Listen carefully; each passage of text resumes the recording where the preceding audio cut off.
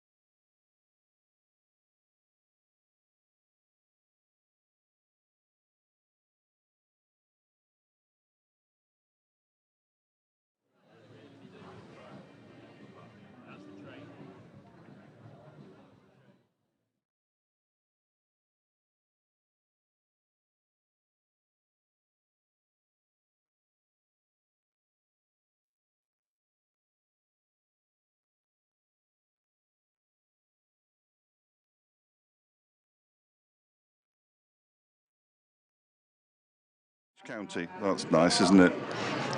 Making their way out to the middle. Derbyshire have made one change from the side that tied the game, which wasn't a great tie, in all honesty, at Chesterfield Street on Friday night. No Mark Watt, because he's on Scotland duty in Zimbabwe, trying to qualify for the 50-over World Cup. So Alex Thompson comes in his place. That's the only change for Derbyshire, who have lost the toss. Therefore, Yorkshire have won it, and Yorkshire have decided, unsurprisingly, to field first. More from Jonathan Doidge on that in a moment. I think 160 plus on this Queen's Park pitch will be decent, but not necessarily decent if Duckworth, Lewis, Stern get involved, which they may do at some point later on. I'm going to do an update for Radio Derby. Why not? We've been on for 30 seconds, haven't we? Doidge, if you would do the honours from a Yorkshire perspective and get us underway. Yeah, will do. Yorkshire's team is not necessarily in batting order as follows: Jaffa Chauhan, Adam Lyth, Jonathan Tattersall, Ben Mike, James Wharton, David Milan, Jordan Thompson, Don Bess, Matt Revis, Shan Masood, of course, skippering against. And the reason that I'll just move across from Doidge for a moment is that we'll be doing an update for BBC Radio Derby listeners very shortly indeed, hopefully. I don't know if James Watt's listening, but he's currently playing Bruce Springsteen, who of course was live at Villa Park last night, the home of Aston Villa. So David Visa is going to bowl the first over, and it's going to be Lewis Rees who will take strike first up. The two men outside the circle are on the square leg boundary, and I assume down at third man, but it's very difficult to tell from where we're sitting. Otis Gibson sitting where he's entitled to sit, just to our left. So I assume there's somebody out on the offside, but I can't see them. Unless there aren't two on the leg, so there must be one on the off.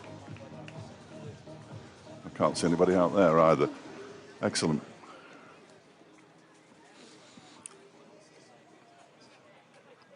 So we'll be doing an update fairly shortly as David Visa is ready to bowl the first ball of the match from the lake end.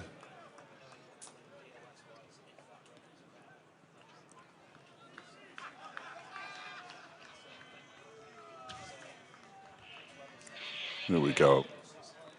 Play will get underway slightly early because the clock on the pavilion is a little bit ahead of the rest of the world, and the first ball is bowled. It's a swing and a miss from Lewis Rees.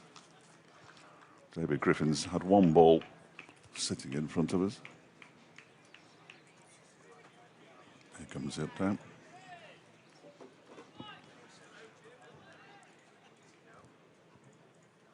Thank you, James Watt. Yes, Derbyshire are batting because they lost the toss. They've been put into bat by Yorkshire. They've just scored their first run of the game. Second ball bowled by David Visa, a single for Lewis Rees, so they're up and running. The reason that Yorkshire decided to field first, having won the toss, is that there's a bit of rain expected later on, and Duckworth, Lewis, Stern will get involved. I have no idea how they work that out. Usually 160 or thereabouts is a decent score here at Queen's Park, but they might need a few more than that, given that there's some rain around.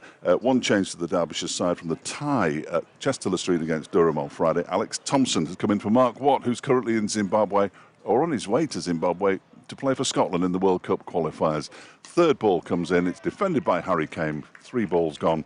Derbyshire won without loss. Lost the last 5 attempts here in T20 cricket: 2015, 17, 18, 19 and last year. So it's not been a happy hunting ground at all. Fletcher and I speak quite regularly on the dog and bone, and we usually laugh about that, or rather he does. As Visa comes in towards us again, Visa even, as Harry Kane turns that one square on the leg side. Matthew Revis in to do the fielding, and they pick up 1 run. I've got to say, I mean, we enjoyed ourselves the last few days down here, but to see it packed to the rafters, sold out, 5,000, the entire outskirts of the ground just lined with spectators is fantastic. Makes for a great atmosphere. Yeah, the bank way to our left-hand side, where most of the bars are, is absolutely rammed, and it might get boisterous later on. Visa in again, and that is cut by Rees out towards Revis, who again will fire that back in. So a relatively quiet opening over so far. You've done well to spot Revis out there. Yeah, well, he's behind both the head of the stadium, if that's what it is, announcer, a pillar and a some pillar, drinks water, and now a 12th man as well. If Will move the orange drinks thing for us somewhere down to ground level, then we might be able to see the play to commentate on it. Nice cut shot played by Harry Kane, fired back in by Jordan Thompson. Will Luxton just running out with the helmet. And that is the end of the first over with Derbyshire. As I say, quiet start, just having a look, 4 without loss. That music was reverberating in my ears then. That was a good bass line. Yeah, a steady start, I think, potentially for Derbyshire. This is your chance to get Will Luxton to move that drinks receptacle. He's going to do it, and he knows what he's talking about. There we go. He's going to stand there instead. Dom Bess is going to bowl the first over from the pavilion end, so a bit of spin first from the pavilion end. He'll be bowling to Harry Kane, who made his first T20 appearance of the season up at Chesterfield Street. Did okay as well, did Harry. 2 men out, both on the leg side now, one at a straightish mid-wicket and one at backward square leg, and Bess is in, and Kane just clips it into the leg side.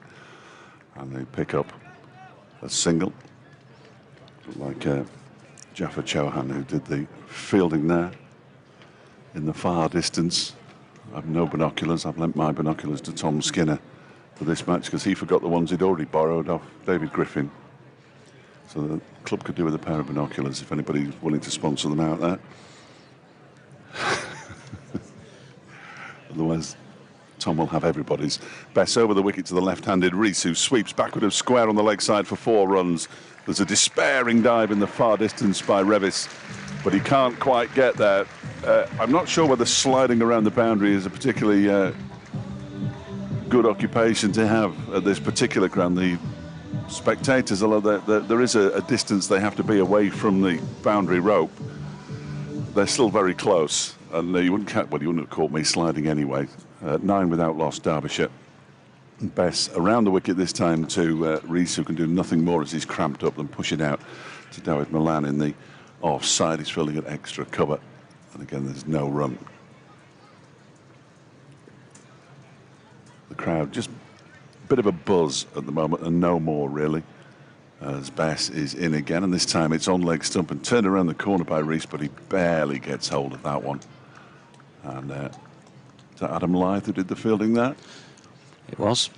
Throws the ball back in. Derbyshire into double figures, 10 without loss in the second over. We don't have ball by ball on the scoreboard, which is a bit awkward. This is the 4th delivery of the over. It's bowled to Harry Kane, who's lifted it down towards us. That might go all the way for 6. It bounces once, and it doesn't even go for 4. Nice piece of fielding by David Visa. He clearly didn't get hold of that as well as I thought he had. David Visa got it, pushed it back, ran over the boundary rope, and then hurled it back in. And Harry Kane gets 2. No surprise they put Dom Bess on. They've been starting with him anyway, just for an over, but neither of these players, I know Harry Kane's T20 career is relatively short, but neither have got a great record so far against off-spin. He's done the little scoop shot now down towards the lake end. Revis is chasing it, puts the slide in, they get back for 2 more and move on to 14 without loss at the end of the over. 10 from that one, 2 gone.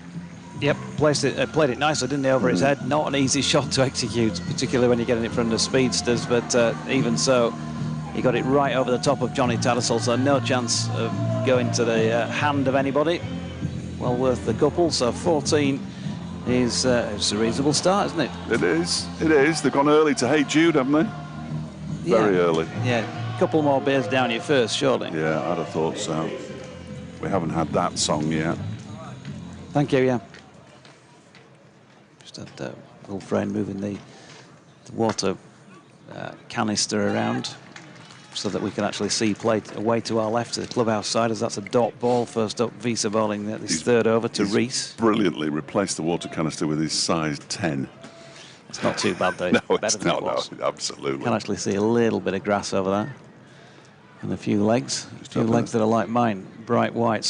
Claire Taylor just walked past, former England women's player, and said that she thought that I was the sight screen the other day when I had my legs out, as there's an appeal for caught behind here, but it felt, the noise that you heard felt soft, not hard. I wasn't sure if he went for leg before, but I think Hassan Adnan, the umpire who's standing at the leg end, just suggesting it was too high, which it probably was. Claire, not complimentary about your legs then? No, no, not at all. No. Not in any way, shape or form. Thanks for that, Claire. How to crush somebody before the match has even started. That, isn't it? I think they're all right once they're under the table. Thanks, darling.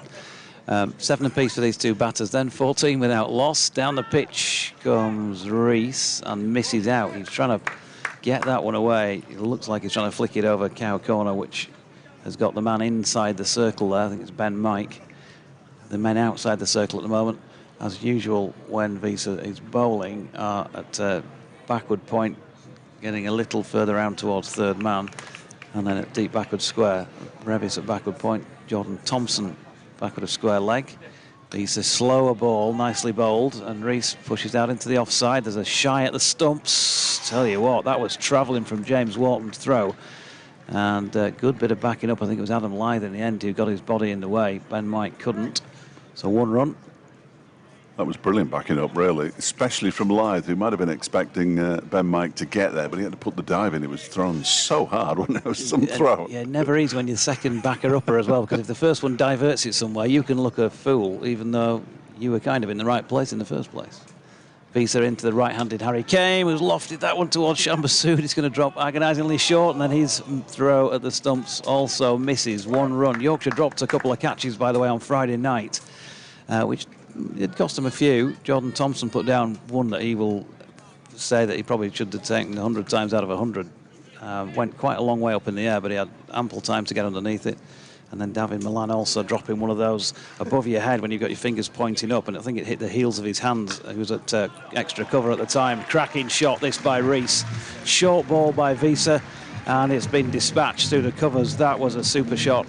And that finishes the over in the sort of style that Yorkshire did not want, but the hosts did. 20 without loss after 3. A much needed boundary off that over, which only cost David Visa 6 runs in total. So crucial that Lewis Rees managed to get 1 away for a boundary. Don Bess is going to bowl his second over from the pavilion end. That matchup clearly something that Yorkshire have had a look at. I love Dodgy's laptop, which has got all these graphs on it. I have no idea what any of them mean. I'm not sure I do, but the red ones are not good. I know that much, and the dark green ones are really, really good. Okay. And the ones in between are somewhere in between. Best bowls to Harry Kane, who just clips this towards Visa at wide, mid-on for a single. 21 without loss in the 4th. Talking with 1 or 2 people in the press box earlier, what a good score might be. 160-ish on Queen's Park is decent, but with DLS later, who knows? Best bowls, and Rees has put that one straight up in the air. Visa's underneath it on the edge of the circle and takes a comfortable catch, and Derbyshire lose their first wicket. 21 for 1, very comfortable in the end for Visa. Don Bess strikes, and in the 4th over, 21 for 1. Yeah, and there you go, that's the matchup, isn't it? So for whatever reason, his record, and he's faced quite a lot of deliveries. That's the 14th time now Lewis Rees has been dismissed by a right arm, by an off spinner in T20 cricket, so that's a fair weight of numbers for the statisticians out there among you, the data analysts, and they've got a little tick in their box, and it's Haider Ali going in to replace Lewis Rees. It's the movable feast that is Haider Ali, who's opened in every game until Friday night at Chesterfield Street when he came in at 5. Couldn't quite get Derbyshire over the line for the win, but did hit the 4, from which they picked up a point from the tie. And great memories playing against Yorkshire, just very recent ones, because he did bat superbly. It was the pick for Derbyshire for my money in terms of his fluency out there in that 4-day match down here recently. Part of the issue is you can't really play Harry Kane anywhere but opener, because that's pretty much what he is. Lewis Rees has batted at 7 in the Championship this season initially, but opened second time around against Yorkshire in that Championship match that Yorkshire won by 3 wickets. Really good game of cricket. Went to the 4th day, and it was still in doubt at the beginning of day 4, but Yorkshire, with the man who's got the ball in his hand at the moment, Don Bess, and Shan Masood, seeing them over the line. So Haider Waits as best bowls to him, and his first ball is an attempted cut that goes through to Johnny Tattersall. They don't tend to hang around too much. The batsman at the top of the order, or even lower down the order, to be frank. Bess is in again around the wicket, and Hayder gets this one up and over the man at backward point, Adam Lyth, and away for 4, but a certain amount of good fortune involved in that for Hayder Ali, who's off the mark, and Derbyshire 25 for 1. Bit harsh, I think, from you, that. I've got to say, it was wide enough to have a go at, and he knows if he can just get underneath it. I thought the shot was on. It was not the best of Don Bess, so I think fair enough that. I keep forgetting that batsmen actually know where the fielders are, because I never used to when I was playing cricket. Bess is in again, and this one's straighter and turned into the leg side by Hayder. There might be 2. No, there aren't, because Thompson is in quickly. And that's one thing I can, more so than in the red ball game the other day, but when we've been down here before for T20 matches, 2s are difficult to come by. You've got to really get off the mark, and you've got to time it so that, you know, it's not zinging out on its way towards the boundary. Not the largest playing area that either of these two sides will play on over the course of a season at Queen's Park in Chesterfield. As Bess is in again and bowls this time to Harry Kane. That's very wide, but he gets his bat on it. Unfortunately, it drops down into the ground. End of the over, 26 for 1. So a wicket in that over, just 6 runs from it. 2 more overs of power play to go for the Falcons.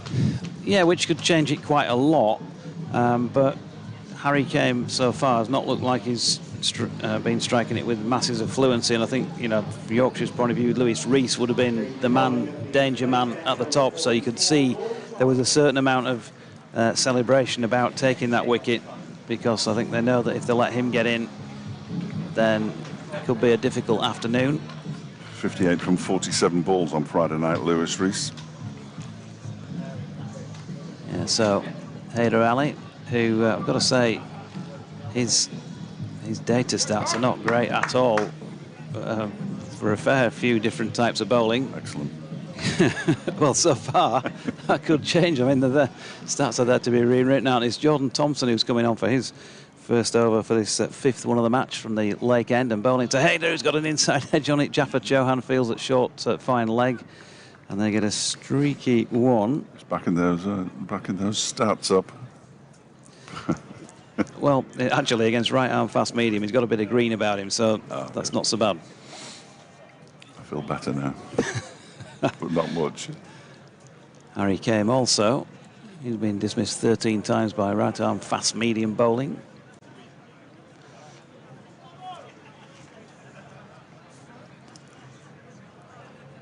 So it's only his 2nd game in the first team T20 Blast this season. Hadn't been in the side at the start of the campaign. Skippers the seconds.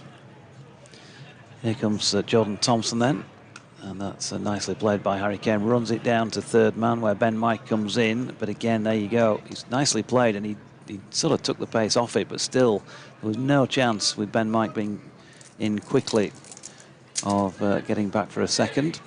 Hassan Adnan, the man standing at the Lake End.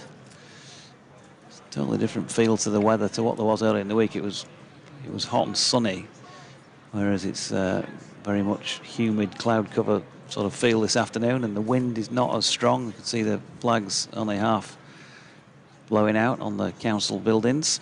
Thompson in again. That's a slower ball, which has been pulled. Matthew Reviff with a good sliding stop, and again, just the one. Now Jordan Thompson hobbling off back to his dangerous mark. Yeah, we saw him come up with the hobble a few times, didn't we, during the week? Yes, he dismissed Leos Deploy whilst hobbling in the first innings, certainly. Deploy made amends in the second.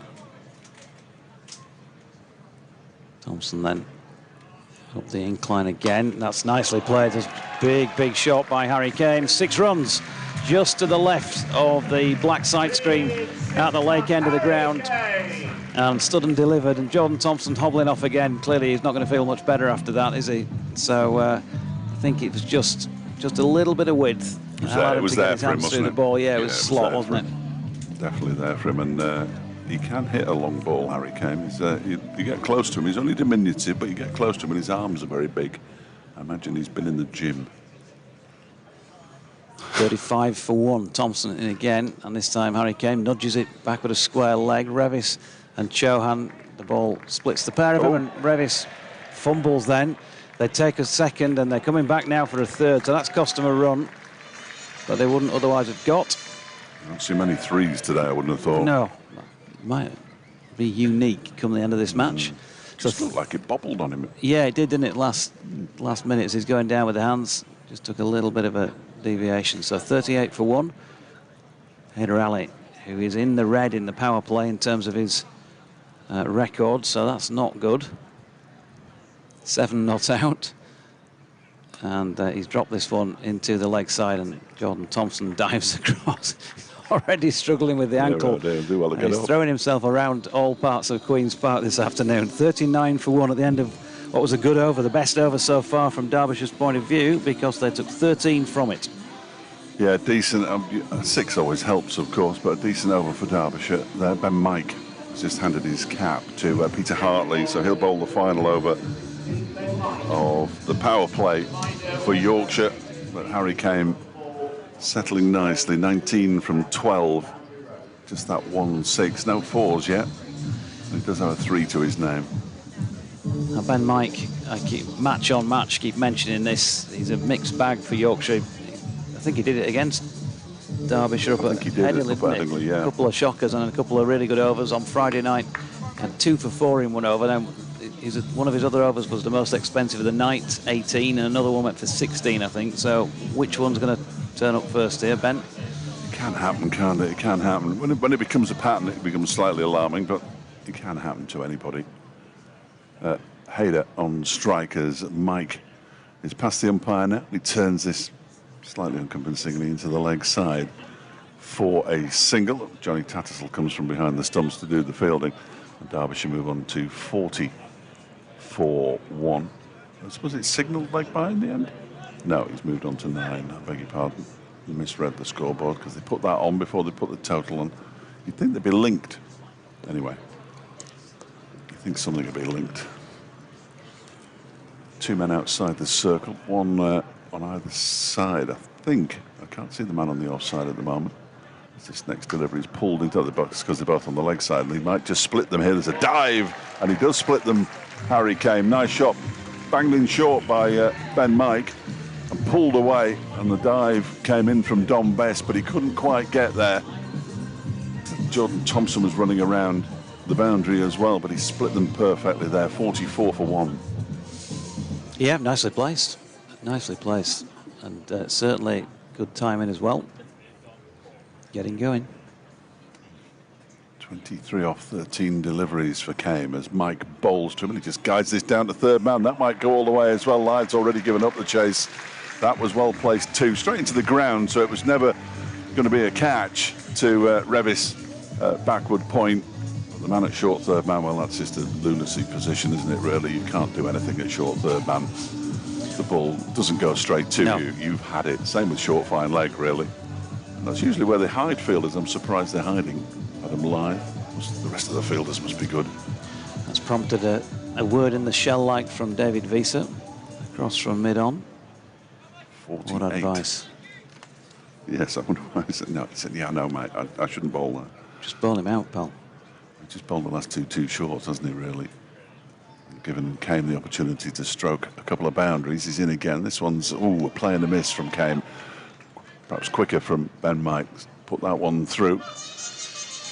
And it goes through to Johnny Tattersall. 48 for 1 with 2 balls of power play remaining for Derbyshire.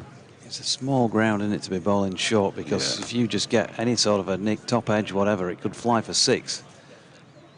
Yeah, you're much better bowling either. Particularly down length or full. Down the slope. There's Mike again in a bowls to Kane. This one comes off the outside edge of his bat as he tries to heave it somewhere into the leg side. It just squirts out into the offside and barely makes the edge of the 30-yard circle before it's picked up by James Wharton. He was aiming for the Brooklyn bar, which I think you and I might be aiming for at the half-time break. That'd be nice, wouldn't it? Just a swift one. The pints are flowing away to the right. People are actually watching the game as well. I always find it funny that the bar is right next to the corporate, so they've got the the proper drinkers who are coming to watch the cricket alongside the corporates. Who are all saying, go back where you live. Yes. It's not the sort of cricket that I'd like to see. Small glasses of wine and bottled beer. Mike in to complete the power play then. Oh, this has gone straight up in the air off Harry Kame's bat. Now then, there could be a collision. Now David Weiser pulls out and it's taken by Shan Masood. And the power play ends with Derbyshire's second wicket going down. 48 for 2. He didn't get hold of that one, Harry Kame, I'm afraid. And Shan Masood did the rest. Just for a split second, I thought they were going to run into each other, but clearly Shan put the shout in. And a wicket for Ben Mike to end his first over. It cost him 9, but he has picked up a wicket. 48 for 2 at the end of the power play. Yeah, so it's a mixed bag, isn't it? Once again from Ben, but I mean, you can probably, if you take a wicket in, and you're going for 9, most matches these days, that's an acceptable performance. So that's all right. And you could see what he was trying to do, but he does persistently bowl short, and they clearly want him to do that, and they clearly want him to use the pace he's got, because he's the quickest bowler, I think, in the ranks. When he really does bang it in, if he gets it slightly wrong against this quality of player, then he'll often go, as we've been seeing. Matthew Revis coming into the attack for over number 7 then, at the Lake end. Number 77 on his back. It was a good effort by Harry Kame.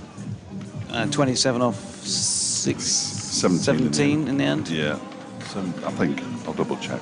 That's what I've written down. I could be entirely wrong. 17, 2 4s and a 6 in that innings, and it brings out Wayne Madsen, who didn't double check this morning, but going into Friday's games, he was the leading run scorer in the competition. And I will double check it now.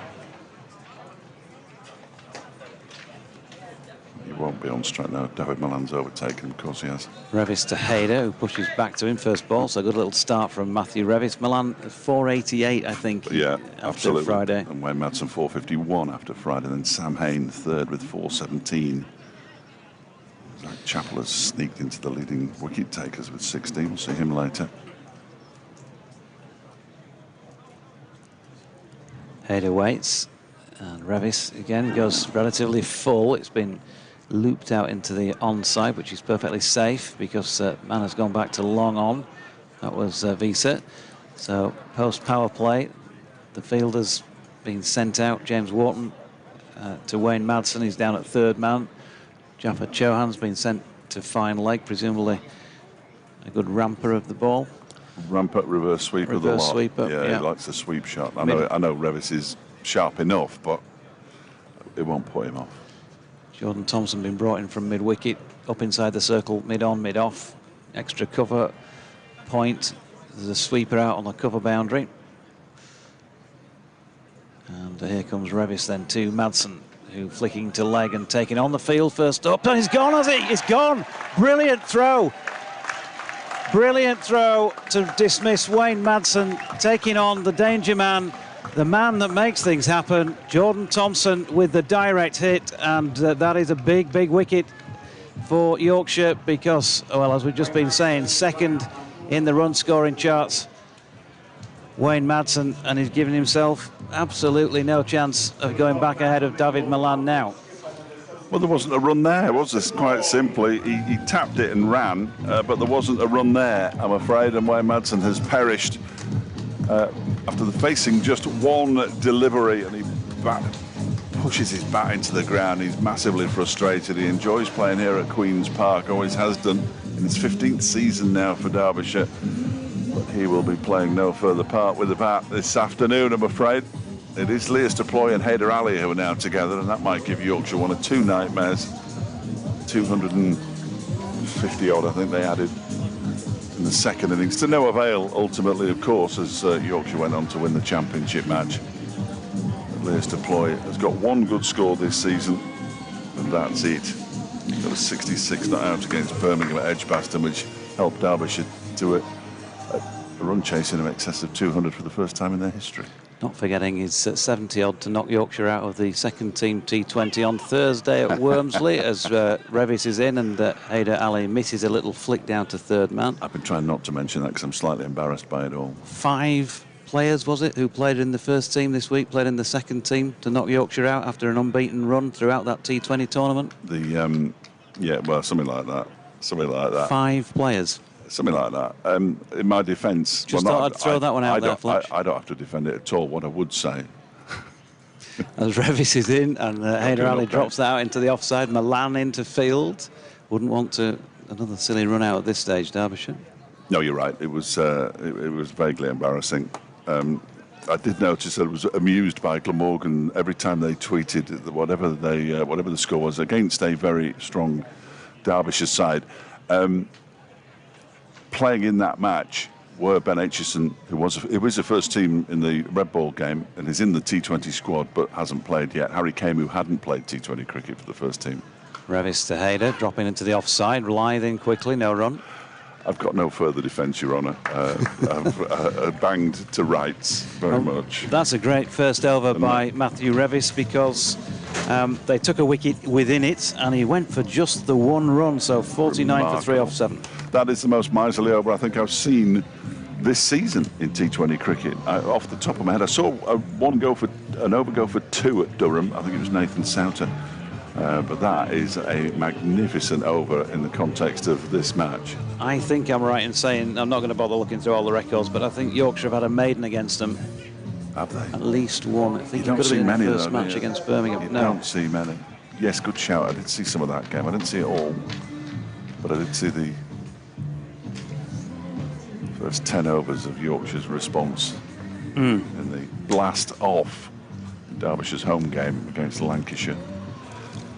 Edgbaston. Don Bess is back, and he's going to bowl to Lewis Deploy, who just does nothing more than bunt the ball back to the bowler first delivery.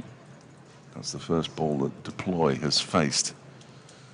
So just the one big innings so far this season, and he's acutely aware of that as he pushes this one up towards long on. Visa comes in off the boundary to do the fielding, and they pick up a single. 50 up for Derbyshire, 50 for 3.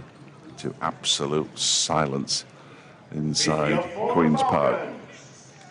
Is that the first ball of the over? Second. So Haider Ali back on strike. Bess is in, and Haider just guides this down to the short third man, Sham Masood, and they go through for a single. Big job for this pair now, Fletch, because I mean they've got time still. 13 overs is a long time still in T20 cricket, and if you're saying 160 is a good score here, then they've got ample time to get there. They just want to play sensibly for a little while here, I think, and if they're here for the long game, they'll probably get them. You'd hope they would play sensibly. That's not necessarily what they do in T20 cricket, is it? This one's pushed out into the offside by Deploy straight to David Milan, and there's no run. Just 1 run off the over. 2 runs off the over so far. As Bess is in again around the wicket, balls to Deploy, who drives this one up towards James Wharton, who's fielding on the long off boundary to the left-handed Lewis Deploy. Another single, 52 for 3, but the brakes have certainly been applied. Wickets help do that, of course. And Bess is in again, and Haider gets a full delivery that he clips out into the leg side. There might be 2 here as it goes to the edge. No, there aren't. Goes to the edge of the 30-yard circle, and Ben Mike is in to do the fielding, and that is the end of another good over. Just 3 from it, 4 from it. 53 for 3 after 8. Derbyshire have got some rebuilding to do here, I'm afraid, from a Derbyshire perspective. Yeah, they have, but you know, that's what I'm saying. Play sensibly. Yorkshire 78 for 7 at Leicester the other week and still managed to win a match because Visa and Ben Mike went in and knocked it around and then just built and then gave themselves a bit of a chance to have a go at the last 5, and you know, it worked. So it's still there. Still plenty of time. Revis continuing at the leg end. Haider drops it into the offside. Good bowling in the channel there by Revis. It was tight off stump. No room for Haider to work with. Lything to do the fielding. Not giving anything away, is he, Revis, at all? Nothing hittable. Which is clearly what Yorkshire want. It's hard to tell who the majority of the crowd would want to win. I probably think I bet there's almost as many Yorkshire fans in as Derbyshire fans. Home game for the South Yorkshire contingent. This is Revis in again. I think his cue ended that, Hayder. He's through with his shot long before the ball got there. Yeah, looks right at the bottom of his bat. And he does nothing more than sort of smash it down the ground, but into the deck straight back to Revis. Jaffa Chauhan just flexing his elbows, getting ready to bowl. He's done well, hasn't he, this season for Yorkshire? I think they've used him well so far, in and out of the attack. Here is Revis again. This one up there in the slot. It's been pulled around towards Cow Corner, and there's a little bit of you after you, sir, about the fielding, but they've got it back for the concession of 2. It's Jordan Thompson, I think, who went tumbling around the boundary edge. Visa who made the return throw. So 2 to Hayder, 14 to him, 2 to Leas Deploy, 55 for 3. Just watching the guys pressing the buttons for all these ridiculous sound effects. He's enjoying himself. Here's Revis in, and that's flicked off the hip by Hayder. Don Best comes in and wings it back over the top to Johnny Tattersall for a concession of 1. Henry from the media team, he's doing a degree, you know. He might already have a degree. He's just been throwing T-shirts into a crowd at Chesterfield. So it's been worthwhile, hasn't it? £9 grand a year. And that's just the T-shirts. Leas Deploy on strike, and it's going to. Here we go, then update for BBC Radio Derby, coming up in about 30 seconds time. Here comes Revis from the lake end, bowls 2. Leas Deploy, who heaves the ball into the leg side for a single. He moves on to 3, and Derbyshire up to 57 for 3. Oh, good.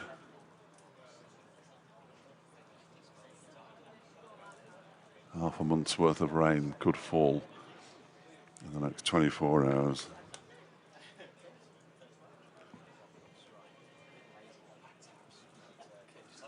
Here comes Revis again, in and bowls. That one is, oh, good delivery.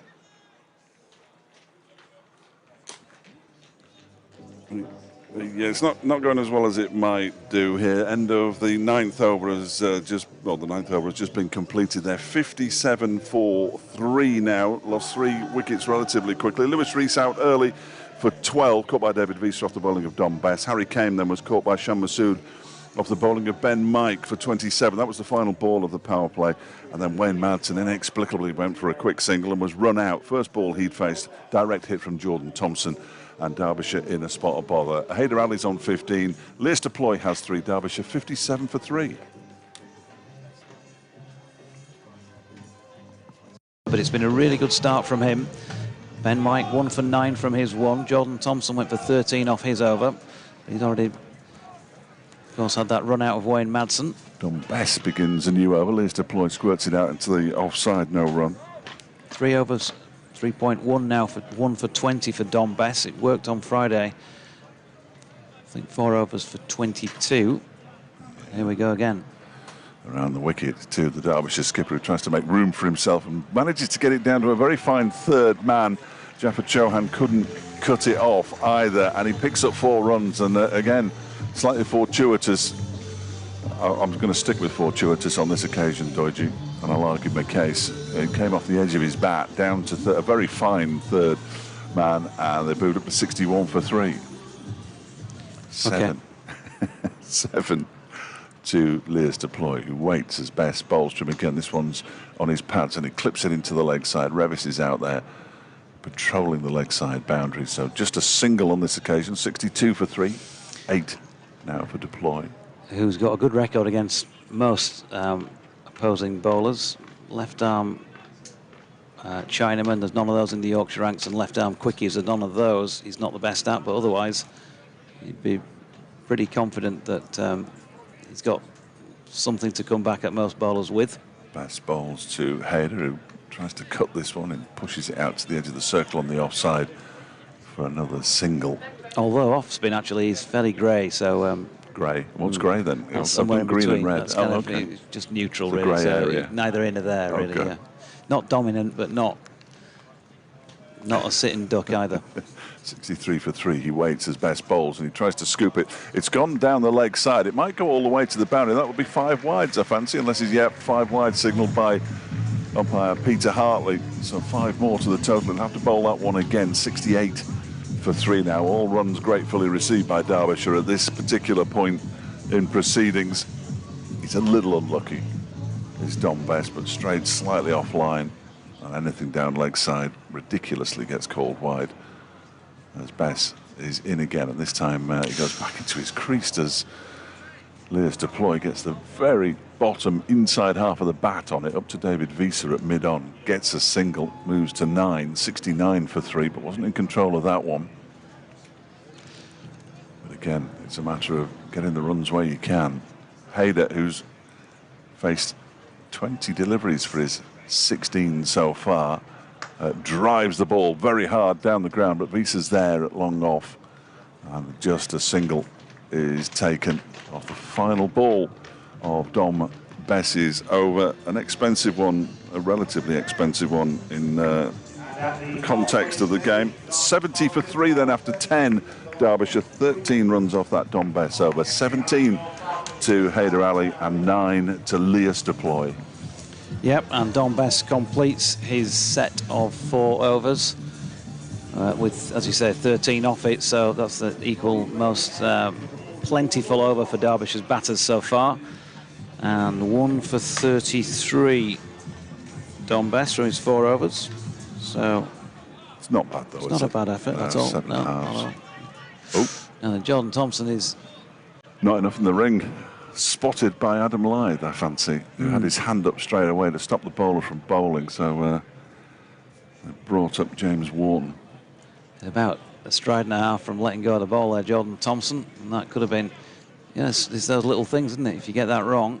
Doesn't happen often. Free hits and all of that. 70 for 3, Hayder Ali has cut this one nicely, just short of length from Jordan Thompson. Used his body well to get the offside open. Ben Mike picks that up and then takes an awkward step. They get back for 2. His right foot just slipped back towards the boundary. It wasn't close to the boundary rope, but back towards the boundary rope, which prevented him from hurling the ball in, trying to stop the 2. Just looking at the outfield, there's a few scratches and marks and all that, so it suggests it has rained a bit here. It rained overnight. The covers were covered in water this morning. Thompson in, pulled by Hayder Ali.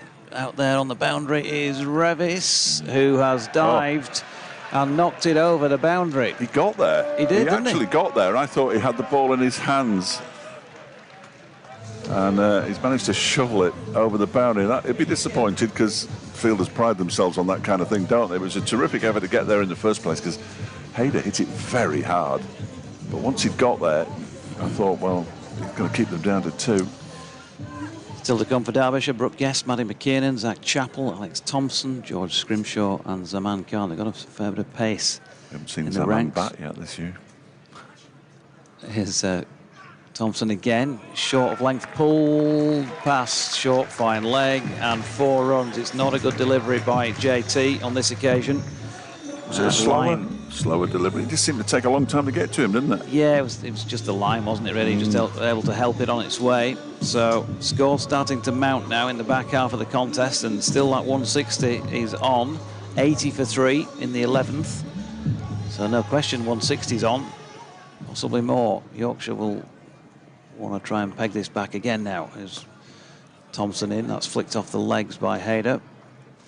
Out square on the leg side boundary is Dom Bess coming into field. It is absolutely rammed over there. It must be 15 rows deep, going right back to the bottle kicker's bar, the bar next to it. There's a... wonder where they came up with that idea. Yeah, Masala Express, burgers and fries, keep it simple. It's probably a Yorkshire van, that one. Burger and fries. Burger and fries, that'll do.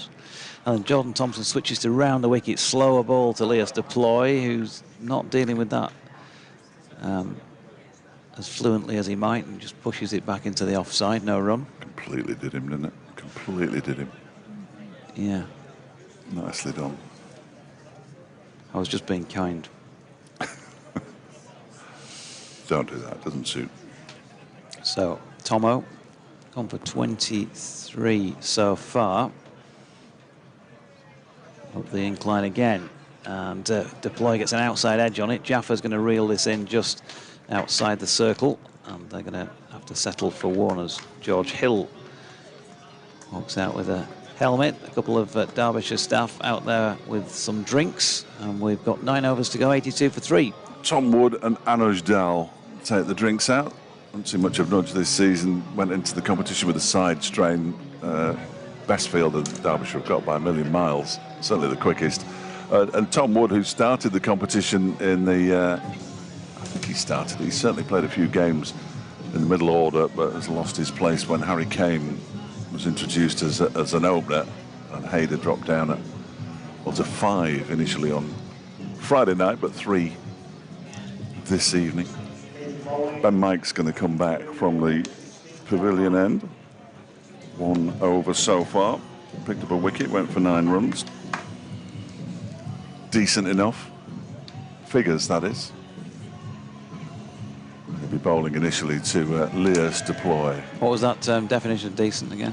Yeah, sorry, it's a hopeless term, but I'm an old man. Mike is in around the wicket and Deploy gets it off the toe end of the bat down to the man at fine leg. He was trying to flick it straight over the wicketkeeper Johnny Tattersall's head, but got too much of the bat on it. Picks up a single, 83 for 3. Deploy moves on to 11. Hayder has 28 from 25 now, so at least he's got more runs than balls faced now, which he hadn't a few deliveries ago until he managed to get a couple to the boundary.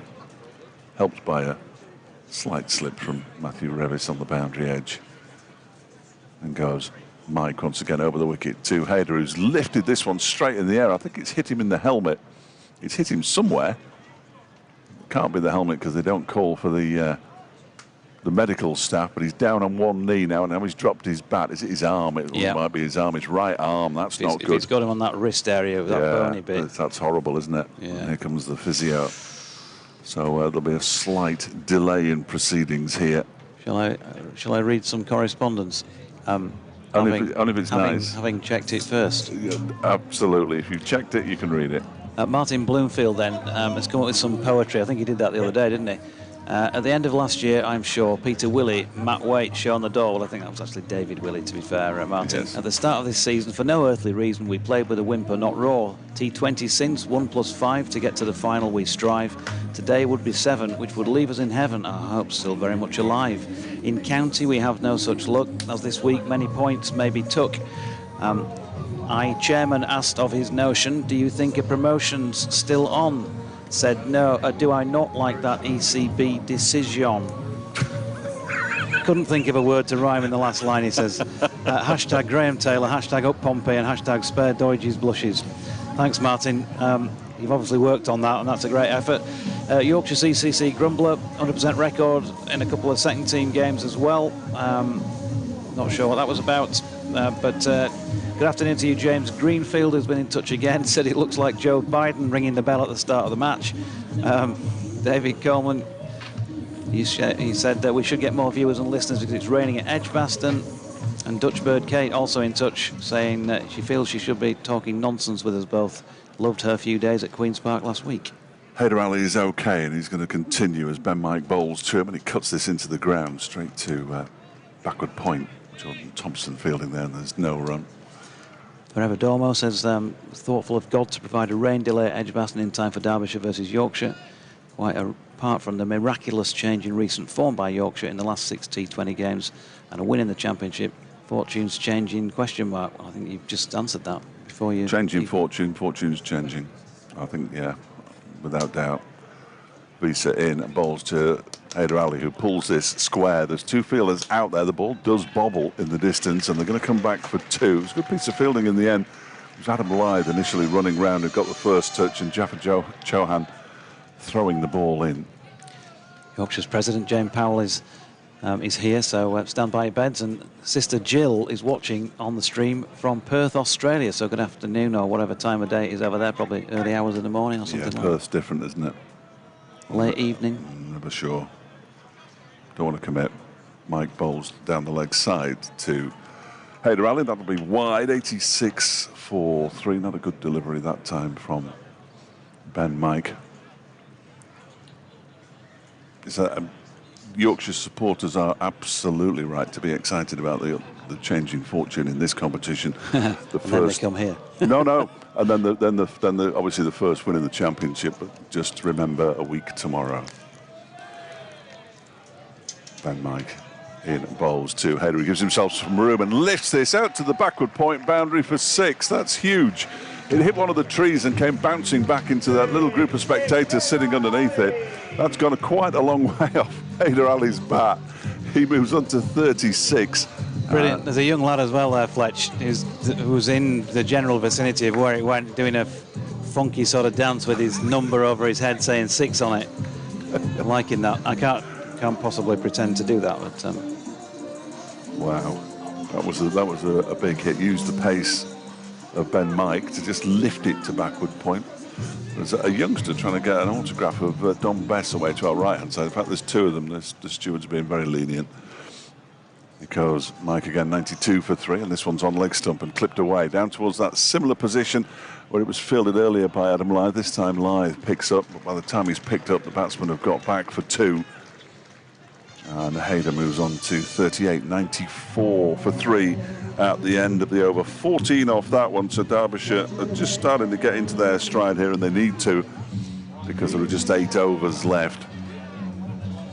And here is that song. 12 Sorry. I got off there. Did you? Yeah, no, 12's right. I 82. can't add up. You're absolutely right. 12. Beg your pardon. Charles Kitchen says, Manu makes things happen. Brilliant. Alex W. Ringers in the second 11, very poor. Forever Domo says the run out of Madsen was a champagne moment. And I think it really was as well. Mark Beck says, I'd suggest Derbyshire need a minimum 160 at Chesterfield, largely because they'll not defend anything less against any side, but especially with Milan in it. Revis on from the lake end again, continuing, and Leas Deploy is followed by that ball as he stepped a long way outside leg stump. So another good piece of bowling by Revis. Did come off the bat, and they got one somehow out to square leg. One last piece of defence of the second team. They weren't ringers, they were Derbyshire players. And the criteria in that competition is you must have played 1 game in the qualification group. Well, Derbyshire and Lancashire did the same, used several players as a practice before the T20 Blast started, so it's flawed. Revis. Oh, and now then he's had a big haymaker as that as Hayder, trying to hit it somewhere off down towards the lake, but missed out. Rev gets another one through. I've got no further defence, though. It was slightly embarrassing. Northern Diamonds Academy is in a great game near Edgbaston apparently as well, still playing even though they're off at the test. Wishing them luck. That's from Rich B. Revis in and bowling to Hayder. That's a beautiful shot by Hayder Ali. He's 2/3 of the way up the very high netting at the lake end of the ground. Almost in the cafe, that one. 6 runs. Just a proper cricket shot, wasn't it, really? Yep. Proper cricket shot. Yeah, Thunder Academy made 205. Is that the one? No, it isn't. Central Sparks, rather, Academy made 275. Northern Diamonds at 63 without loss after 8. Revis, and again, Hayder this time flicking to short fine where Adam Lyth fields and tries to throw down the wicket, but they get through for 1. Andy Walker, good afternoon to you. Thoroughly enjoying the match. Always a special occasion when they meet at Chesterfield, and the size of the crowd shows just how important it is to the people. And obviously, as ever, Andy wants a Yorkshire win. Neil Dutton's the same. Afternoon, Doige, no game for the mighty McGull fourths today, so just checking out some pyjama cricket. Yorkshire's form of late is making my "we don't talk about T20" policy hard to enforce at present, as Leas Deploy drops one into the leg side. Sprightly Matthew Revis gets across 25 yards or so to field, and they get just the 1. Mighty Mariner says, afternoon all, is the lake full of cricket balls from matches played at Chesterfield?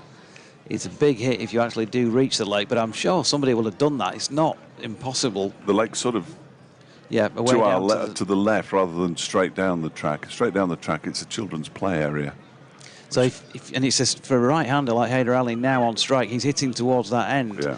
It's through wide, long on sort of cow area. It's doable if you've got the right power, but you'd think that's probably within somebody's range. You could see one dropping over there. It's probably about another 25 yards on till you actually 20 yards on maybe till you actually hit the water. Having walked it the other day, here's Hayder knocking a single out in that general direction along the deck, and that is the end of over number 13. Then 10 runs from that over. So Revis's most expensive so far, but you'd have to say that that's a handy spell by Matthew Revis so far. He's gone for 15 off 3 overs. I'm making 47 off the last 4 overs, which is clearly much better from Derbyshire. After a couple of, well, 3, the previous 3 overs only went for 9 in total. So David Visa has been brought back into the attack by Sham Masood, who's now fielding at long off, away to our left-hand side. Ben Mike at long on. Visa bowling to Haider Ali, who just pushes the first delivery bowled straight back to him, and Visa sees Leas Deploy scampering back into his crease and turns around and laughs. Well, it's better than on Friday night when he turned around and tried to throw the stumps down and gave him an extra run because nobody was there. He missed. It must be a South African thing, because Wayne Parnell did exactly the same thing at the start of the final over at Durham. Visa bowls. That one is clipped into the leg side by Haider. In off the boundary goes Mike. Are they going to come back for the second? They are. Mike picks up and throws all in one action, but Haider gets back to the striker's end comfortably enough, and he moves on to 48. And Derbyshire to 106 for 3 in the 14th over. Yes, I'm not sure whether trying to throw the stumps down at the end of your follow-through is a particularly useful thing to do in T20 cricket. Visa's in again, and this time Haider plays it square out towards Jaffa Chauhan, and this time they just get a single. 49 now from 37 deliveries for Haider. Leas Deploy 13 from 14, and these two have put on 58 from 42 deliveries. Very useful as they came together with a score on 49 for 3. Visa's in and bowls a wideish delivery that Deploy just gets the toe end of his bat on out towards Dom Bess, and the patrolling the cover boundary. Another single to the Derbyshire skipper. 14 to him now, 108 for 3.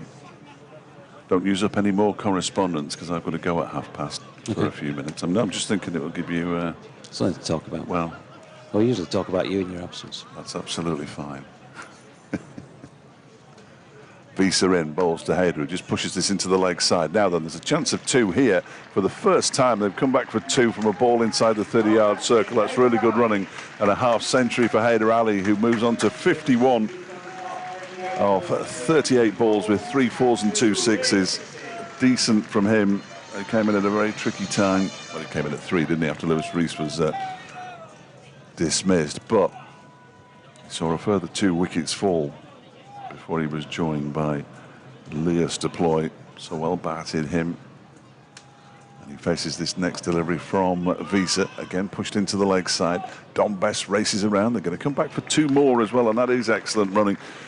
As you mentioned, there wouldn't be many 2s, and there won't be many 2s here at Chesterfield this afternoon because of the size of the outfield, but they've managed to pick up a couple of 2s there, 1 towards the boundary, 1 inside the 30-yard circle. End of the over, 8 from it, 112 for 3. Yep, and going, well, I think now again, following that period of losing wickets. Lost 3 by the end of the 7th over, so they've consolidated. They've done what I was suggesting that they needed to do, and they've set things up so that they can have a real assault on a big score here rather than just that 160. It looks like they're set up to go better than that, unless Yorkshire can peg them back again, and wickets will help with that. And Jordan Thompson is back into the attack for this 15th over then. Leas Deploy again going a long way out towards leg and getting a thick inside edge on that, which could have gone anywhere. Sure, he's timed from his stumps. No. 15 to his name with that single. 113 for 3. Good thing is he hasn't chewed up a lot of deliveries. He's only faced 16 for his 15, so he hasn't chewed up a lot of deliveries whilst not scoring, but he hasn't looked fluent by any manner of means. Having said that, he didn't really ever look in as he made his way to 170. last Tuesday. Or was it Monday? Yeah, Tuesday. Thompson then over the wicket. Here to Haider Ali, 6. That has gone a long way over towards the popular side of the ground and goes about 3/4 of the way back towards the bars and the tents over there. But as soon as he bowled that, banged it into the pitch, he just knew. He picked it up beautifully off his legs, Haider Ali, and he's having a great time against Yorkshire recently. Runs in red ball and now in white ball cricket. 59 to him, 119 for 3. And Yorkshire are going to be chasing a sizable score here. That was huge, wasn't it? Yep. Must have been, if they are about 15 deep, it was probably 12, 13 rows back. Landed before the gazebos. Cracking shot, playing well. And they'd love to see the back of him, would the Vikings here. Can Jordan Thompson make that happen? Not with this ball, because he's going the same way. Or will he with this ball? I tell you what, he will. Goodness me, you picked that up and you thought it's going exactly the same way, but Jaffer Chauhan has taken a very good measured catch, diving to his right on the boundary edge at square leg, and having picked the one up the ball before, that one this time just died on him, so he can't have got it near the middle of the bat. He's got his back to us, of course, when he plays that shot. And he's gone, Haider Ali, for 59, and Derbyshire 119 for 4. Jordan Thompson again, the wicket taker of a big wicket. What a catch, by the way, from Jaffer Chauhan out on the boundary. Had to dive to his right, got both hands to it, took the catch. Not quite as spectacular as that one that went viral on Twitter on Friday night. Was it down at Sussex on TV? So as a result, that one went viral. I couldn't honestly tell you the name of the player who took that catch down at Sussex. I can tell you that Jaffer Chauhan has taken an absolute belter. I think the kids call them speckies, don't they? Speckies, yeah. Speckies. Down with the kids here, Fletch. Well, I've just heard them use the term. I'm 100% sure what it meant, really, if I'm honest. So, excellent partnership, though, isn't it? From the situation they were in, 49 for 3, 70 added for the 4th wicket in precisely 8 overs. Some work here for Brooke Guest to do, though. Yeah, because he's got to start. He can have a little few deliveries before he'll have to press the button. Because of what they've done together, they've just allowed him a little bit of a look here, but 5 overs and 2 balls, I think it is remaining. That first one that he faced from Thompson was a dot pushed back down the pitch. But that, you're right, spectacular catch by Jaffer, because as I called it, as soon as he hit it, you felt like it was going soaring away. And he didn't have the legs on the second occasion. Brilliant effort, though, in front of the speckies there by Jaffer Chauhan. Brooke Guest is off the mark, pushing this ball short of length into no man's land on the leg side, and that's how you get your 2s, because the field is set back. So, I'll just leave Doji for a moment on the BBC website commentary to update listeners to BBC Radio Derby. 121 for 4, 2 to Brooke Guest off the second ball that he faced, so 2 off 2 for him. 41 deliveries, Haider Ali for his... Oh, and that one's a slower delivery. It's a big appeal for leg before wicket. He tried to... I'm not sure what he tried to do. I think he was trying to turn it into the leg side, but it didn't quite work. So good over from Jordan Thompson, 9 from it. 121 for 3 with 5 overs to go. They definitely need another 40 from those 5 overs. If they could get 60 and get themselves up to 180, then that would be ideal. Because Duckworth Lewis might come into play a little bit later on. You just never know. Current run rate, 8.16, 8.07 with 5 overs to go. 10 and over the last 5 overs, but a new batsman out there to join skipper Leas Deploy. Brooke Guest, he's at the non-strikers end, so it's Deploy on strike now as Ben Mike comes in, and that one is lifted into the leg side for 6. Big hit from Leas Deploy out to backward square leg, and Ben Mike goes the distance. Derbyshire move on to 127 for 4, 21 now to Leas Deploy. It's only his second boundary. Leas Deploy, 1-4 and 1-6. A good start to the over. There we go.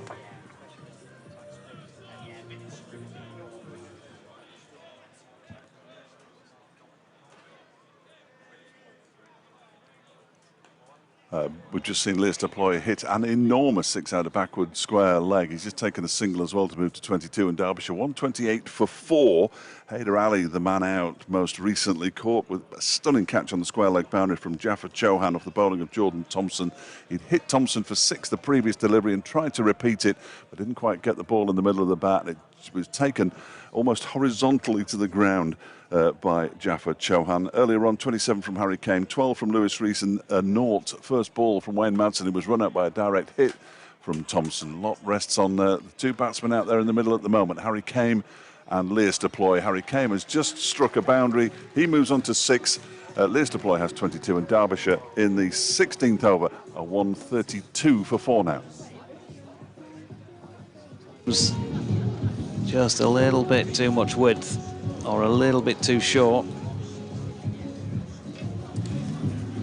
And 132 for 4, so 11 runs already off the first 3 deliveries here. This is one of those overs. Bowling from the pavilion end, Ben Mike to Harry Kane, who just turns this to the man at short, fine leg. I thought for a moment it was going to go straight to him, but it bounced a couple of yards in front of Adam Lythe, if it indeed is him. Yeah, one of those, though, that had it gone a yard either side. Either side, well, it's a ludicrous fielding position, isn't it, really? It's just one that you put people in because you have to have so many men inside the circle. 133 for 4 now, 7 from 5 deliveries for Brooke Guest. These two were batting together when Derbyshire got over the line at Edgbaston a couple of weeks ago. Mike around the wicket, bowls. Oh, my word, that's big. Out towards the cover boundary, over the cover boundary, onto the roof of the scoreboard and into the streets beyond. That is huge from... Look at David Griffin's face. That is huge from Lewis Deploy. Second 6 of the over. He moves to 28 now. That first 6 was only his second boundary, remarkably. Now he's hit 2 6s and 1 4. 139 for 4, 18 off the over so far with 1 ball to come, Doiji. Yep, this is what can happen. It's just happening on a regular basis with Ben Mike. Too much width there, though, wasn't there? His execution, you know, you can see with each ball, well, usually you can see what he's trying to do, but if he doesn't get it quite right, this is when pace on the ball is a big help to the batters, isn't it? With the massive middles they've got on the bats these days, they get it somewhere near, and with the ranges they can hit these days, you know, he did middle that. It's great execution by Lewis Deploy, sat deep in the crease, just a little bit of width, and he opened up the body as well, so it's just a case of giving himself as much possible chance of striking that somewhere aerially, and he knows he's got the power. He doesn't have to particularly place that, you know, to perfection, does he? As long as he's got the range. Clears the boundary, and that's what he's done. Big hit. So the ball has been changed because that last one's lost somewhere in Chesterfield town centre. In fairness to Deploy, he hasn't hit many out of the middle of the bat in this innings, but 2 in this over. And he waits now. Mike is in, and this one is turned into the leg side. Has he got that to the boundary? He has. Backward square leg. Fielders running around. Jordan Thompson couldn't get there. That is a big, big over for Derbyshire. 143 for 4. And that one went for 22. He did. 22. Easily the biggest over of the match by some margin. 13 the previous best. So another match. It's just happening game after game where Ben Mike is going for the biggest over of the match and often backing it up with another fairly big one as well. But he can bowl some absolute belting overs, and he's had a sort of 1 for 2 and 2 for 4 as he got the other night off some overs. It is really bizarre, the contrast from one over to the next. Negates the 1 run over from Matthew Revis, doesn't it? Which it's like 2 overs worth of runs. Speaking of which, here he is from the Lake End. He's gone low, full toss first up. It's hit out towards Ben Mike, who watches it well, and flat throw back into Johnny Telesol keeps them to 1. But yeah, just, you know, how many times do you do that before you end up losing a game? It becomes, you know, it becomes costly. They've got away with it during this last 6 wins, but all good things come to an end, and there's still 4 overs to go here, and if 160 is a good score, they are on for a very good score, Derbyshire. having had a relatively slow start. And the talks of Yorkshire about what do we do when we're not taking wickets. You've got to try and keep that tight. Revis giving him some room to work with wide of off stump here, and he's smashed it away as Lias deploy through backward point. Timed that one well enough. Well, raced away for 4. What you do if you're not taking wickets is keeping it tight, and then you don't bowl there. No. Really. Long way outside, off stump, allowed Lias to deploy the freedom to open up, and he cracked it to backward point. There's nobody there. I mean, Jordan Thompson's on the boundary, but no chance of getting round. So deploy waits, Revis round the wicket, steps across outside off stump and nudges this on its way to backward square. In comes Ben Mike. They're thinking about a second, but not going to take it in the end. So 5 off the first couple for Matthew Revis. Long on for the left-hander is moving around to long on for the right-hander. That's Visa. Shan Masood at mid-off, inside the circle. Milan extra inside the circle. Wharton inside the circle, short third man. And then there's a square cover. Don Bess and Ben Mike, third man. Chauhan is inside the circle, but he's not going to come into play here because that's been smashed away along the deck. Cracking shot, this time by Brooke Guest through the covers. Width to the left-hander on one side, Matthew Revis, and then with the right-hander on the other, and he's gone for 4 on both occasions. And that 150 coming up in... I think that's the 4th ball of the over. 16.4, yeah. I was going to guess at that. Proper cricket shot. I'll let you guess the next time. Thanks. Revis in, low full toss, pulled. Adam Lythe happens to be spot on at deep backward square leg on the boundary and keeps them to 1. But another expensive over here. So since that 9th over, 57 for 3. When I was saying all hope is not lost, they just had to consolidate for a while. They did that. Really good rebuilding job by Deploy and by Hayder Ali. And now Lias is on 37. Hayder having made 59 off 41. Revis in. It's going to be a leg side wide, is it? No, he's got something on that, Brooke Guest. I think it went over the top of the leg stump, actually, because he moved a long way into the offside. Yeah. End of the over then, 154, so 11 runs from it for the loss of 4 wickets still, Derbyshire. 33 off the last 2 overs. If they could replicate that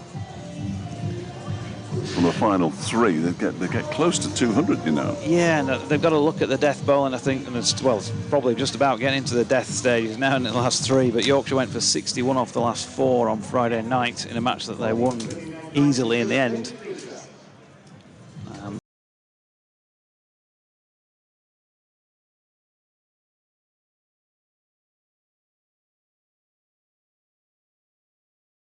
On. Ben Mike is having a word with Otis Gibson as David Visa goes in from the pavilion end. He wants to concentrate here. That one is just pushed straight back to the bowler by Brooke Guest, and there's no run. I think just needs a bit of advice on where to bowl the ball next over that he bowls, assuming that he bowls another one. He's got 1 left, 3 overs, 1 for 43. His figures at the moment, so that 22-run over more than doubled the number of runs that he'd scored. And Visa's in again and bowls to Brooke Guest, who drives it out to the offside. Oh, and there's a misfield there on the edge of the 30-yard circle by Dawid Malan, who rings out his right hand, and he's coming back for a third. Is Brooke Guest. He might have to hurry. If that one had hit, it'd been close, but he gets back for 3. I said we wouldn't see another 3, but we've just seen one. Thanks to a misfield, and he's looking down at his right hand. Is Dawid Malan? He's okay. That's the good news. 3 more to the total. 16 to Guest now. 157 for 4. Revis, by the way, finished with 4 overs for 26 for all that. He went for 11 off his final over, so that's still an excellent effort from Matthew Revis. Absolutely. His first over went for just 1, and he picked up a wicket as well. Well, he didn't. Yorkshire did. The run out. Otis Gibson's now taken over from the water butt, sitting on the wall. Where it's difficult to tell a coach to move, though. I don't think we'll do that. Visa around the wicket to Deploy, who's, well, he's got lucky there. It's down to third man off a real sliced shot off a thick edge, and he picks up 4 more. Visa, well, he'll be disappointed that he's conceded those runs. 41 to Leas deploy now, 161 for 4 to Derbyshire. Yeah, he has, but again, I'm taking issue with that. I think the shot's on. He's trying to get it somewhere in the offside. Yes. He knows if he angles his bat, he either smashes that straight through there if he gets all of it, or he's got the option of, if he gets it slightly wrong, he's going to lever it up in the air. So I think that's fine. It's just the way the modern game's played. I know. I'll catch up with the modern game one day. This time he angles it down to short third man, where it's fielded by Adam Lyth. It might take me a while, though. Single taken, 162 for 4, 42 to deploy, 16 to Brooke Guest, who's back on strike. Computer very slow to update now, for some reason. So bear with, as they say. 200 not out of the question here. 190 certainly not. 200 will be a very, very good score. It's a good score on any ground, isn't it? Visa bowls to Guest, who slaps it down the ground out towards a man who I can't see. I'm assuming it's Shan Masood. No, it's not. It's Ben Mike, because Shan Masood's immediately in front of us. And they go through for another single, 163 for 4. Difficult for us to tell, I think, from here what's happening out there. Yes. Pitch level, but it doesn't look to have done anything. It's certainly not been uneven bounce, has it? So you've got that on your side as the batter chasing runs. The boundaries are not massive, so you've also got that. Visa in again. Deploy just guides a full delivery outside the off stump down to a wide third man. They're thinking about coming back for 2, and they are going to come back for 2, and they get back comfortably enough in the end. Is that Jaffa Chauhan down there? Hasn't bowled, has he? It is Jaffa, yeah. No, he hasn't bowled today. End of the over, 165 for 4, so 11 off that one as well from David Visa. 44 to Leas deploy, and 17 to Brooke Guest. That's the name I'm groping for, because it's Brooke Guest out there. And there are 2 overs to go, and Jordan Thompson is going to bowl the first of those 2. He can bat a bit as well, though. I mean, he shapes well with the bat, Jaffa Chauhan, from what I've seen of him. Well, haven't seen much of him, but you were at Birmingham that night and smashed a couple of 6s there, going in at 10. Thompson's first delivery is a good one, it's full, and Brooke Guest can't get it away for runs. Well, you don't see many specialist number 10 batsmen who don't bowl in T20 cricket, so they obviously don't think this pitch is conducive. Yeah, I'm just going to look through and see if there are any other games. I think he's bowled in just about all of them. Don Best didn't bowl at Worcester. I suppose there are options, aren't there? That was above waist high, full toss from Jordan Thompson. It's a no ball, it'll be a free hit, and it's been dispatched by Brooke Guest for 6. So that is a very expensive delivery, and a warning statutory from Hassan Adnan for Jordan Thompson. And this will be a free hit for Brooke Guest, who's moved on to 23 of 12 deliveries. That was his first 6. He's got a couple of 4s in there as well. It's the first match in which Jaffa hasn't bowled. Interesting. He's not going to bowl the last over, presumably. I wouldn't have thought so. David Visa's bowled out now. Thanks for the call there while I was looking at the notes. Thompson coming up the slope then for this free hit. It's 4 runs. He's thrown it wide and full, and Brooke Guest was moving out of the way down the leg side to create some space. He nearly overdid it, but managed to chop down on it, and a little bit of fortune, I guess, with that shot, because I'm not sure his placement would have been precise in getting it between Tattersall and Wharton. I think it was just get something on it, and he managed to divert it between the 2 for 4 runs. Handy. Yep, so 27 to him. I assume it'll be Ben Mike to bowl the last over then. He's got 1 left, hasn't he? Yeah. Thompson in, and Guest down on 1 knee. Gets something on this, probably pad. Yep. Yeah. Hassan Adnan nearly falling over, signalling leg bite. So 178 for 4 is a fair bit on from that so-called 160 is a good score. I think a winning score is a good score, whatever that is. Yes, quite. That was just the chat in the...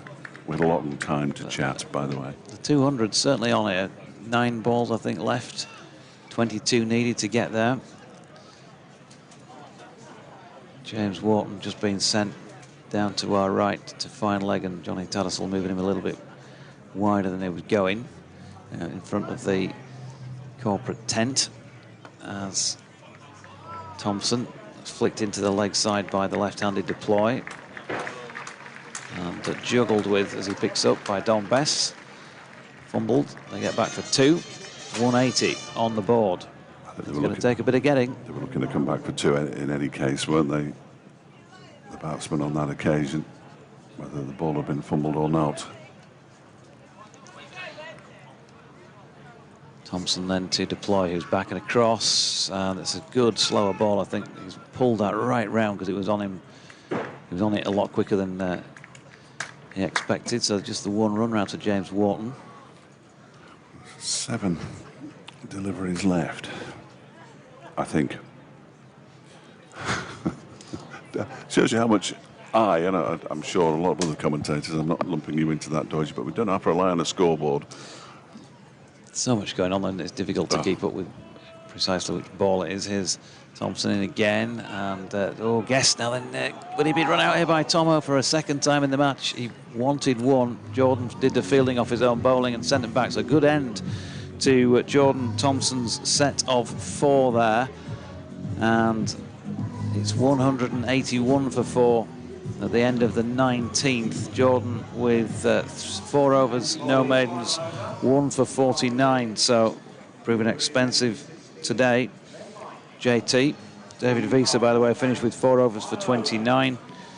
And we've just got, if I can get my teeth in, Ben Mike then, as Fletch called it, to bowl this last over worryingly from a Vikings point of view. Well, it was fascinating. He's gone for 43 off his first 3 already. Absolutely. It was fascinating to see Otis Gibson having a long chat with him. In fact, the chat only ended when Ben Mike was called up into the edge of the 30-yard circle. So that might have continued, who knows, but David Visa has taken over Shammasood duties as not captain, obviously, but as the man who's speaking to Ben Mike, trying to calm him down, trying to get him to bowl exactly as he can bowl, because when he's on it, he's very good. 181 for 5, Derbyshire. Lears to ploy 3 away from what would be his second half century of the season in the competition. He's just waiting for a fielder, David Visa, to move back to his place at long on. And here comes Ben Mike then. Final over of Derbyshire's innings, and the first one is launched into the spectators on the bank for 6. Big 6 for Lears to ploy, who goes to his half century in grand style. 53 not out. He's 50 coming off of 29 balls, and that was his 3rd 6, 4 fours in there as well. Excellent work from the Derbyshire skipper, and he did come in at a difficult time after Wayne Madsen had been run out. When Derbyshire were 49 for 3, he's taken them already to 187 for 4 with 5 deliveries to go. Interesting start. Here's Mike again, continuing over the wicket, and this time he's launched into the corporates for 6 more. It's onto the roof of the marquee away to our right-hand side. Another big 6. 6-6 to begin the final over. Derbyshire into the 190s. 193 for 4. Lears to ploy up to 59. Yeah, it's not a great delivery, is it? Again, he's got a bit of width to work with. He's absolutely well set. He's overcompensated from the previous ball, which was leg stump, and this time he disappears over long off. 12 off the first 2. This could be a much bigger score than you thought. Oh, it's much bigger than I thought it would be already. Yeah. It's going to be much bigger than you thought. It's much bigger than I thought it would be at 49 for 3, certainly. 49 for 3 after 7 overs. And that 7th over went for just 1 run ball by Matthew Revis, who's probably been the pick of the Yorkshire bowlers this evening. 0 for 29, David Visa decent as well. 74 this partnership worth, and that is in next to no 5 time. overs. Mike in again, and this one's been launched into the air. Now he's going to be out. Revis is underneath this one. He stepped over the boundary rope, and it's gone for another 6. 3 6s to begin the final over. It's on. I thought for a moment Revis was in the game there, but whether the breeze has taken it, not that there's much breeze here at Queen's Park today. He looked up, and once he'd stepped on the rope, I was certain it was going to go for another 6. 199 for 4. Derbyshire have only scored 200 in an innings 7 times in their history. One of those was in a winning cause at Edgbaston earlier this season. It's not a particularly impressive record, but it looks as though with 3 deliveries to go, that's certainly going to be improved. 18 off the over so far, 199 for 4. And Deploy, well, he's in the mood. 61 off Ben Mike's 3.3 overs so far. Here he is. What's his response going to be to the third 6? It's on the floor this time, out to the backward point boundary. There is only going to be a single. Positive triumph for Ben Mike, but the 200 is up for Derbyshire. 200 for 4. And who would have thought that when they were 49 for 3? Well, certainly not me. It's been magnificent from Lewis Deploy.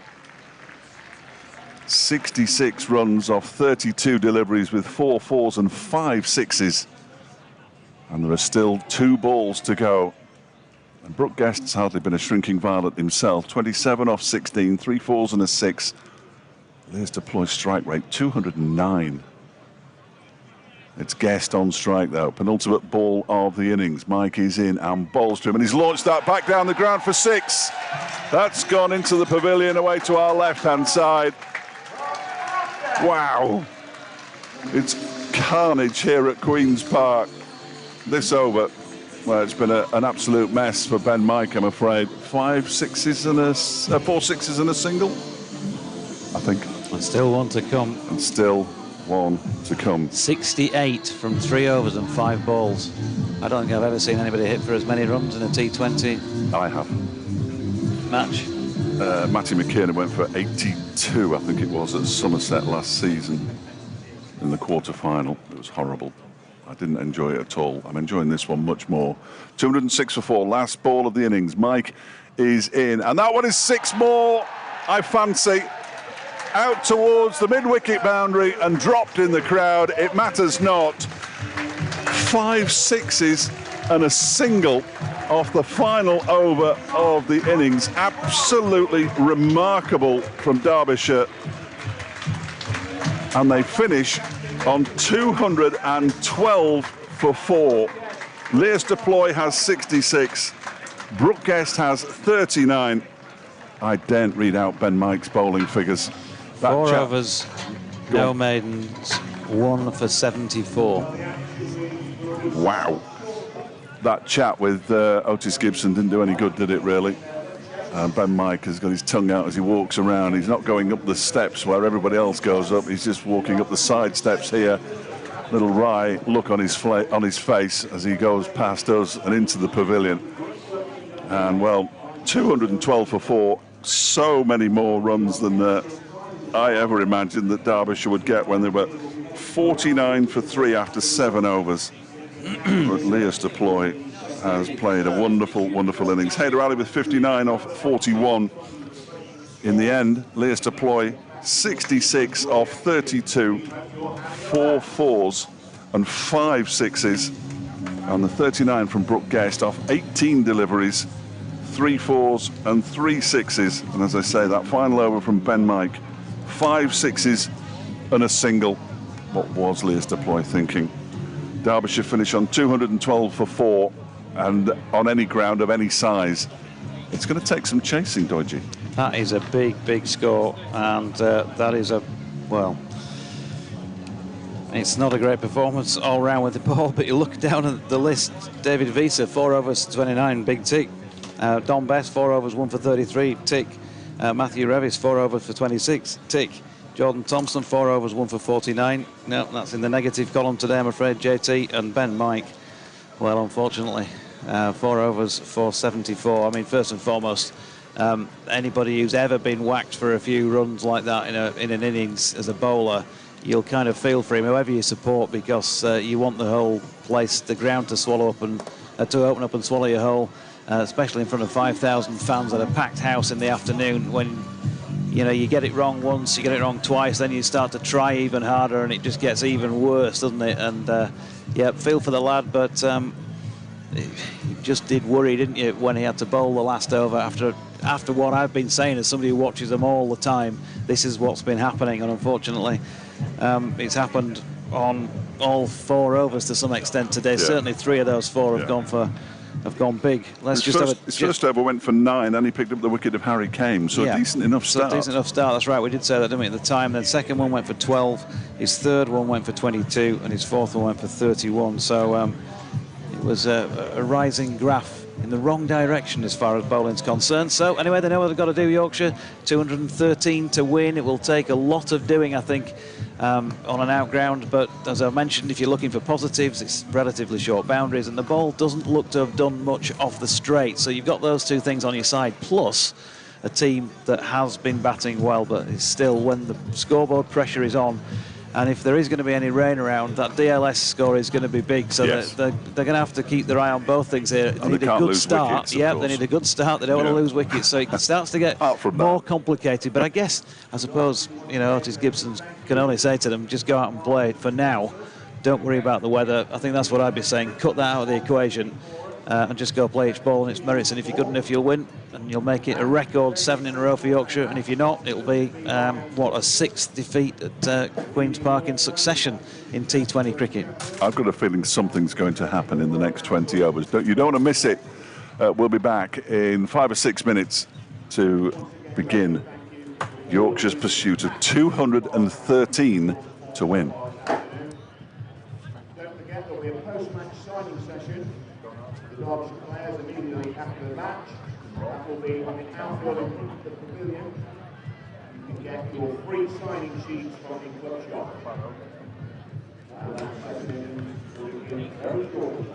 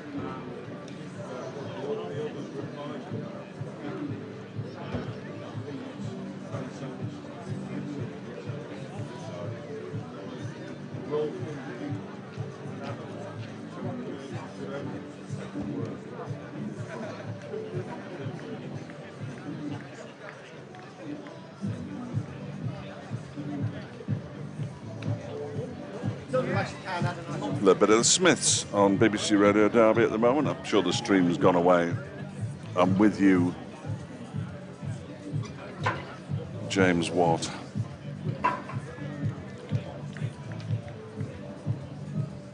Thank you. All right.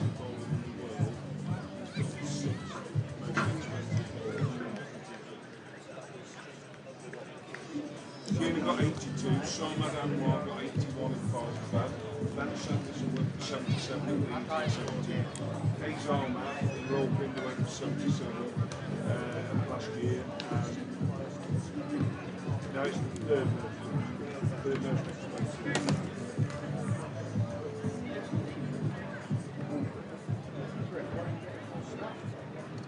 Well, that's on ACS.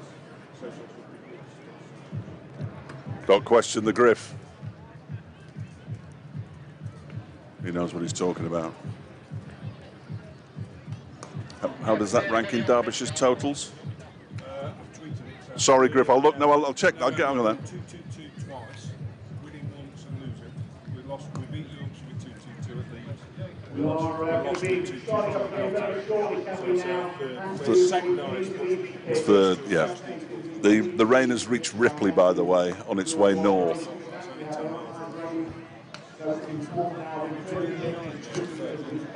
5 overs. 5 overs.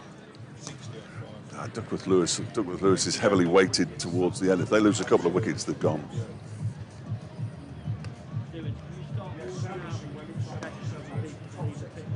Quickly, if you can, please, spectators now. It's time now to welcome back out to the park your umpires, Sam Adnan and Peter Hartley. Third in this country since the war. Sanderson, you will see that one.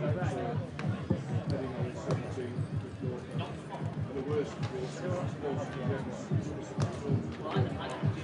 the whole world.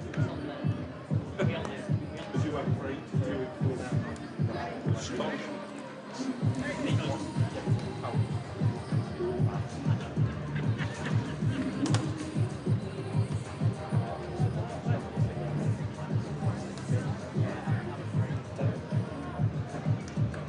And please now welcome back out Lewis Deploy and the Derbyshire Falcons. Derbyshire players are back, or walking back onto the field of play now.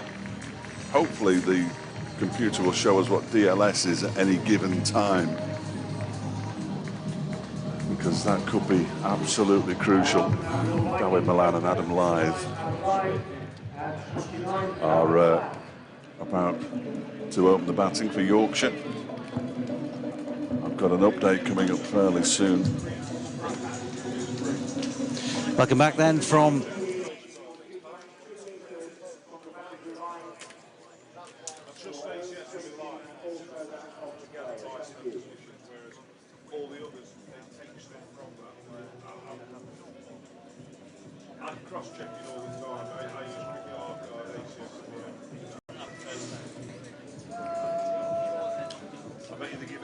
Excellent work from Katie Bolter to win the Nottingham Open in the tennis.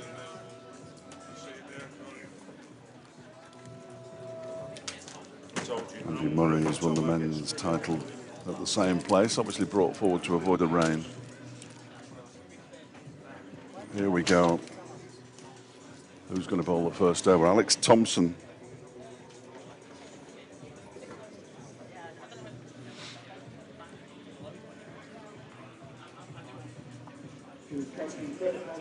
Where to start, Watty? Where to start? Derbyshire made 212 for 4 in their 20 overs. It's their third highest total in T20 cricket. Skipper Lewis Deploy 66 off 32.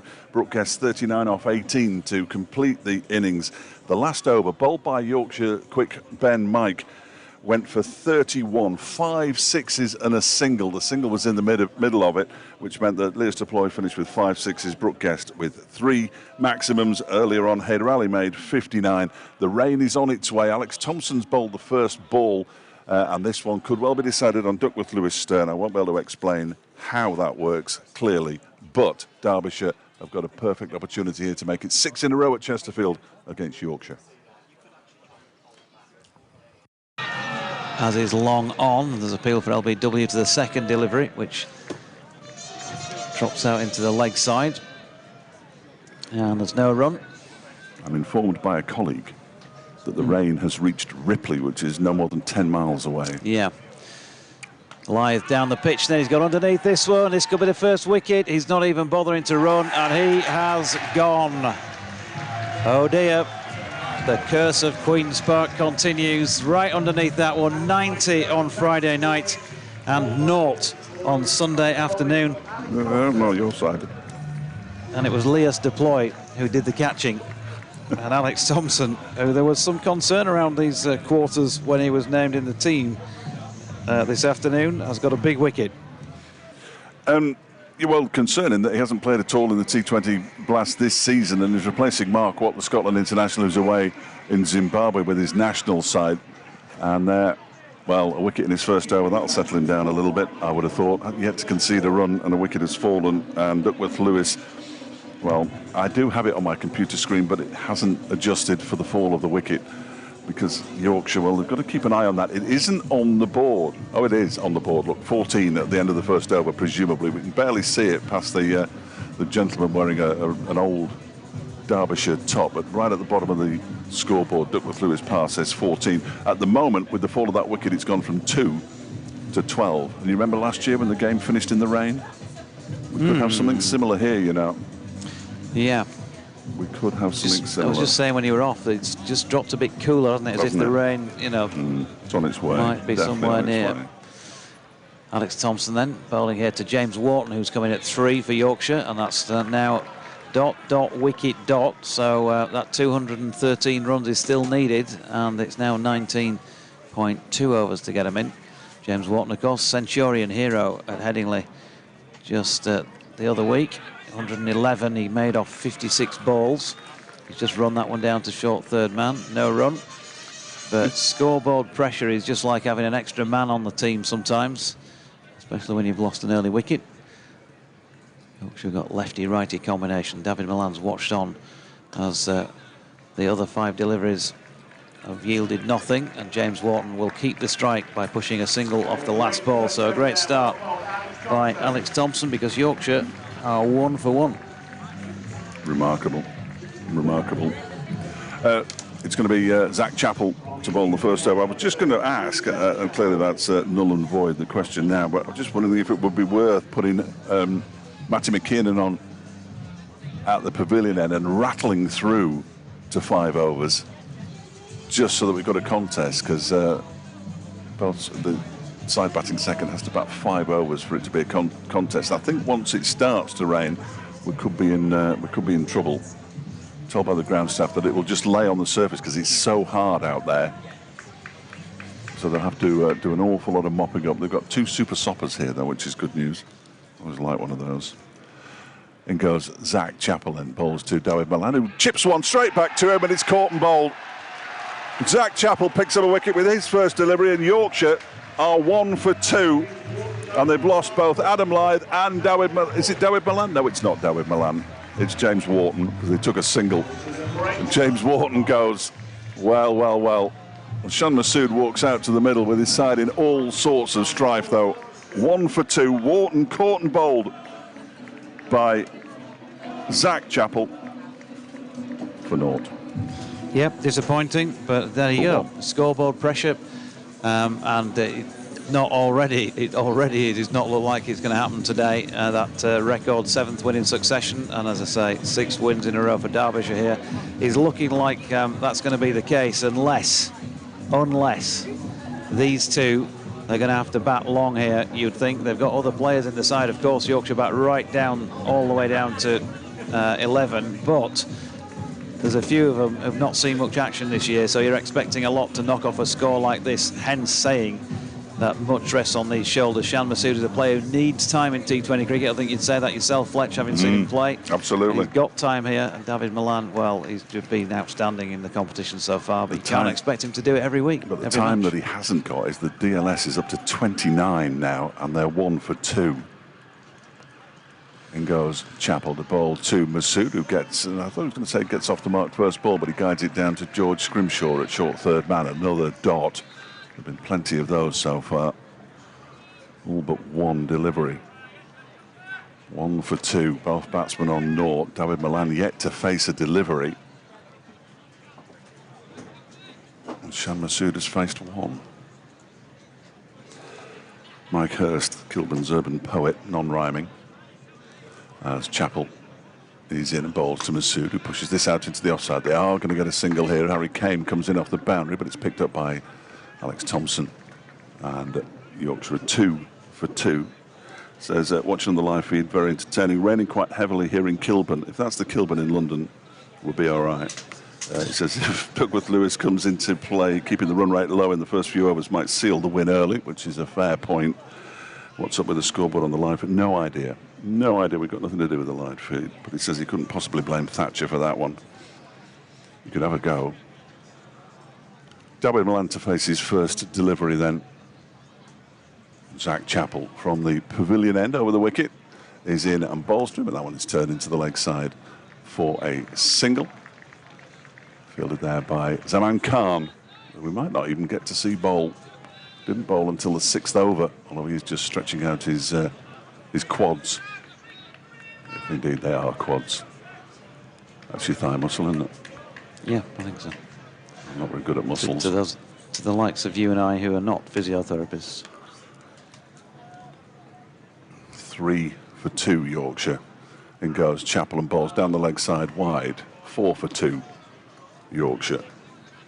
DLS says 32. It has gone gloomy. It's gone gloomier. Yeah, in actual definitely fact. has, It's hasn't it, definitely since the gone halfway. darker. Yeah. There are some unpleasant dark clouds up above, but as we speak, no rain. It depends how quickly it comes and how heavy it is when it arrives. 5 overs in, haven't you? 5. That's why I wondered if McKinnon might bowl. He might bowl in the power play. Chappell bowls to Shan Masood, who strokes this one out into the offside. Thompson does the fielding, no run.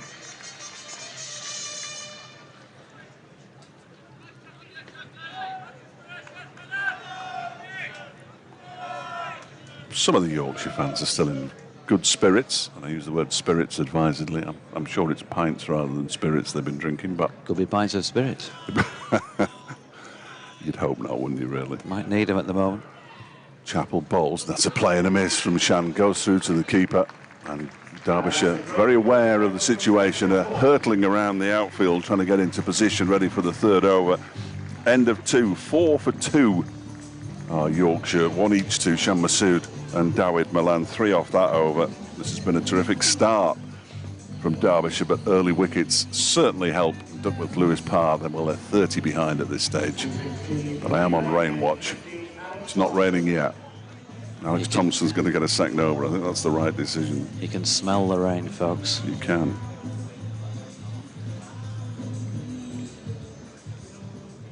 Alex W says deploy at Chesterfield v Yorkshire, deploy and last overs at Chesterfield v Yorkshire. Well, yeah, runs in both encounters within the week between these sides. But Alex Thompson, meanwhile, right arm round the wicket to Dawid Malan, who's whacked that one down the ground. He's not timed that at all and won't get anything like 4 runs for it. In fact, he'll get half that. That was a real sort of airy-fairy by the standards of Dawid Malan, but safe. It was the shouts of catch that fooled me, but he hadn't hit it at all, had he? Now Thompson in again. Malan across the line this time, trying to hit it through cow corner, which is unprotected. So Chappell, I think it is, up inside the ring at a short version of cow corner. But Malan short cow. Miss. That Short should be cow. a position, shouldn't it? Yeah. Short cow, mid cow and long cow, do you think? Man on the boundary now. And he's gone here, surely. No, he's lobbed it to mid-off, just inside the circle, and it looked like he was going to dolly it up into the hands of Leas Deploy, but it dropped about 2 or 3 yards short. So, no run. So, very, very much becalmed start here for the Yorkies. 6 for 2. And Malan just chooses to drop this out into the leg side, where Zach Chappell does the fielding. And again, a dot. Thompson, oh, he's bowled him. He's bowled him. He's banged that into the pitch short, and it dies on Dawid Malan underneath the bat, and he's coming down the pitch to smash that out of the park, has missed it, and Yorkshire are in tatters here. 6-4-3, and it's a case of send for our Stanley at this point. Who is that? It looks as though it's Jonathan Tattersall. I think only the rain can save Yorkshire from this point, surely. Not entirely certain, but if it does rain after 5 overs, Derbyshire are handily placed. They're 51, so 45 ahead of Duckworth Lewis at the moment. That'll take some catching up in the time that remains. If I was the Yorkshire batsman, I'd be doing an awful lot of gardening over the coming 2 overs. 6 for 3, goodness me. 3 off 6, Dawid Malan. So wicket fell, I think, after 2.5. And that partnership for the 3rd wicket was worth, well, it was easily the biggest in the Yorkshire innings so far, 5. Bit of gallows there from Doige. So Tattersall, right-handed, of course, to face, and steps across, and well, it makes it look easy there. Just a flick into the mid-wicket region for 1 run to get off the mark straight away. But 3 overs gone, and Yorkshire in all sorts of trouble. They got 4 off the over. They're 7 for 3. They've lost 3 in the power play, and Duckworth Lewis says that if it rained now, they'd need to be 52, courtesy of the loss of those 3 wickets. Dear me. They need to get 5 overs in. And it looks as though Brooke Guest's going to stand up to Zach Chappell, who's going to bowl over number 4. His second. That was the second most expensive over of the innings from Alex Thompson. Conceded 3. I've got to enjoy these games while I can, Doisy, because there hasn't been much to enjoy over the course of the season from Derbyshire particularly. There have been spells, but not whole matches. Zach Chappell in and bowls to Tattersall, who lifts this one in the air, and he's going to be caught by Haider Ali. He is caught by Haider Ali. A wicket in each of the first 4 overs of the Yorkshire innings. And Johnny Tattersall faced just 2 deliveries for his 1. He's been caught by Haider Ali. Zach Chappell has his 2nd wicket. And Yorkshire, have a sit down if you're from north of Chesterfield, are 7 for 4. Yeah, the wheels, well, I think they're rolling off somewhere down towards the Midlands at this point in time, towards the rain, because they have certainly come off here, and emphatically so. It's going to take the innings of somebody's life to get anywhere near this now. Shan Masood is still out there and very, very capable, and Matthew Revis is just joining. 61 behind Duckworth Lewis now. They should be on 68. They would never have been on 68, of course, having lost 4 wickets. The bowling has been terrific. The batting, not so much. I think David Milan was caught by one that perhaps an even slower delivery than normal from Alex Thompson, the off-spinner. And as Doidge described, it just died on him and trickled into the stumps with Milan halfway down the track looking to hit the ball into next week. 7 for 4. Scarcely believable. It's set up for Ben Mike to come in and get 120 off 45, isn't it? Absolutely. Chappell bowls a shortish delivery, short of a length certainly, and it's pulled into the leg side by Matthew Revis for a run. 8 for 4. Still not raining at Queen's Park. It is gloomy though, very, very gloomy. It can't be easy to bat out there, in fairness. But the Derbyshire bowlers don't care about that. 2 wickets apiece for Zach Chappell and Alex Thompson. Chappell is in to bowl to Shan Masood, who pulls this one into the leg side. That might go to the boundary. Matty McKiernan is chasing it and keeps it inside the rope. They'll come back for 2. Nice piece of fielding from McKiernan. And Yorkshire are into double figures. They're 10 for 4. This is very reminiscent of the start of both innings of Derbyshire's, for Derbyshire in the championship match when they were 17 for 4 and 24 for 6 or whatever it was.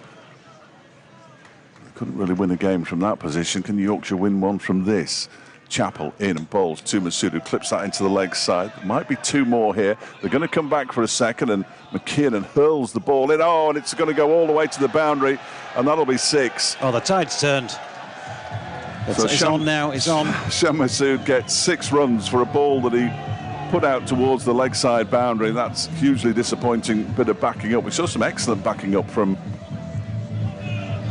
Yorkshire in the Derbyshire innings, and that was disappointing at best. 16 for 4 now. Masood on to 9. Chappell is in and bowls to him, and he guides a full delivery out to the wide long off boundary for 4. He's into double figures. 13 for Masood, 20 for 4 now Yorkshire. Their only problem is that if it does rain, they're still 51 behind Duckworth Lewis, not forgetting Stern. Oh, they're closing the gap now, Fletch. It's on. It is just closing a touch.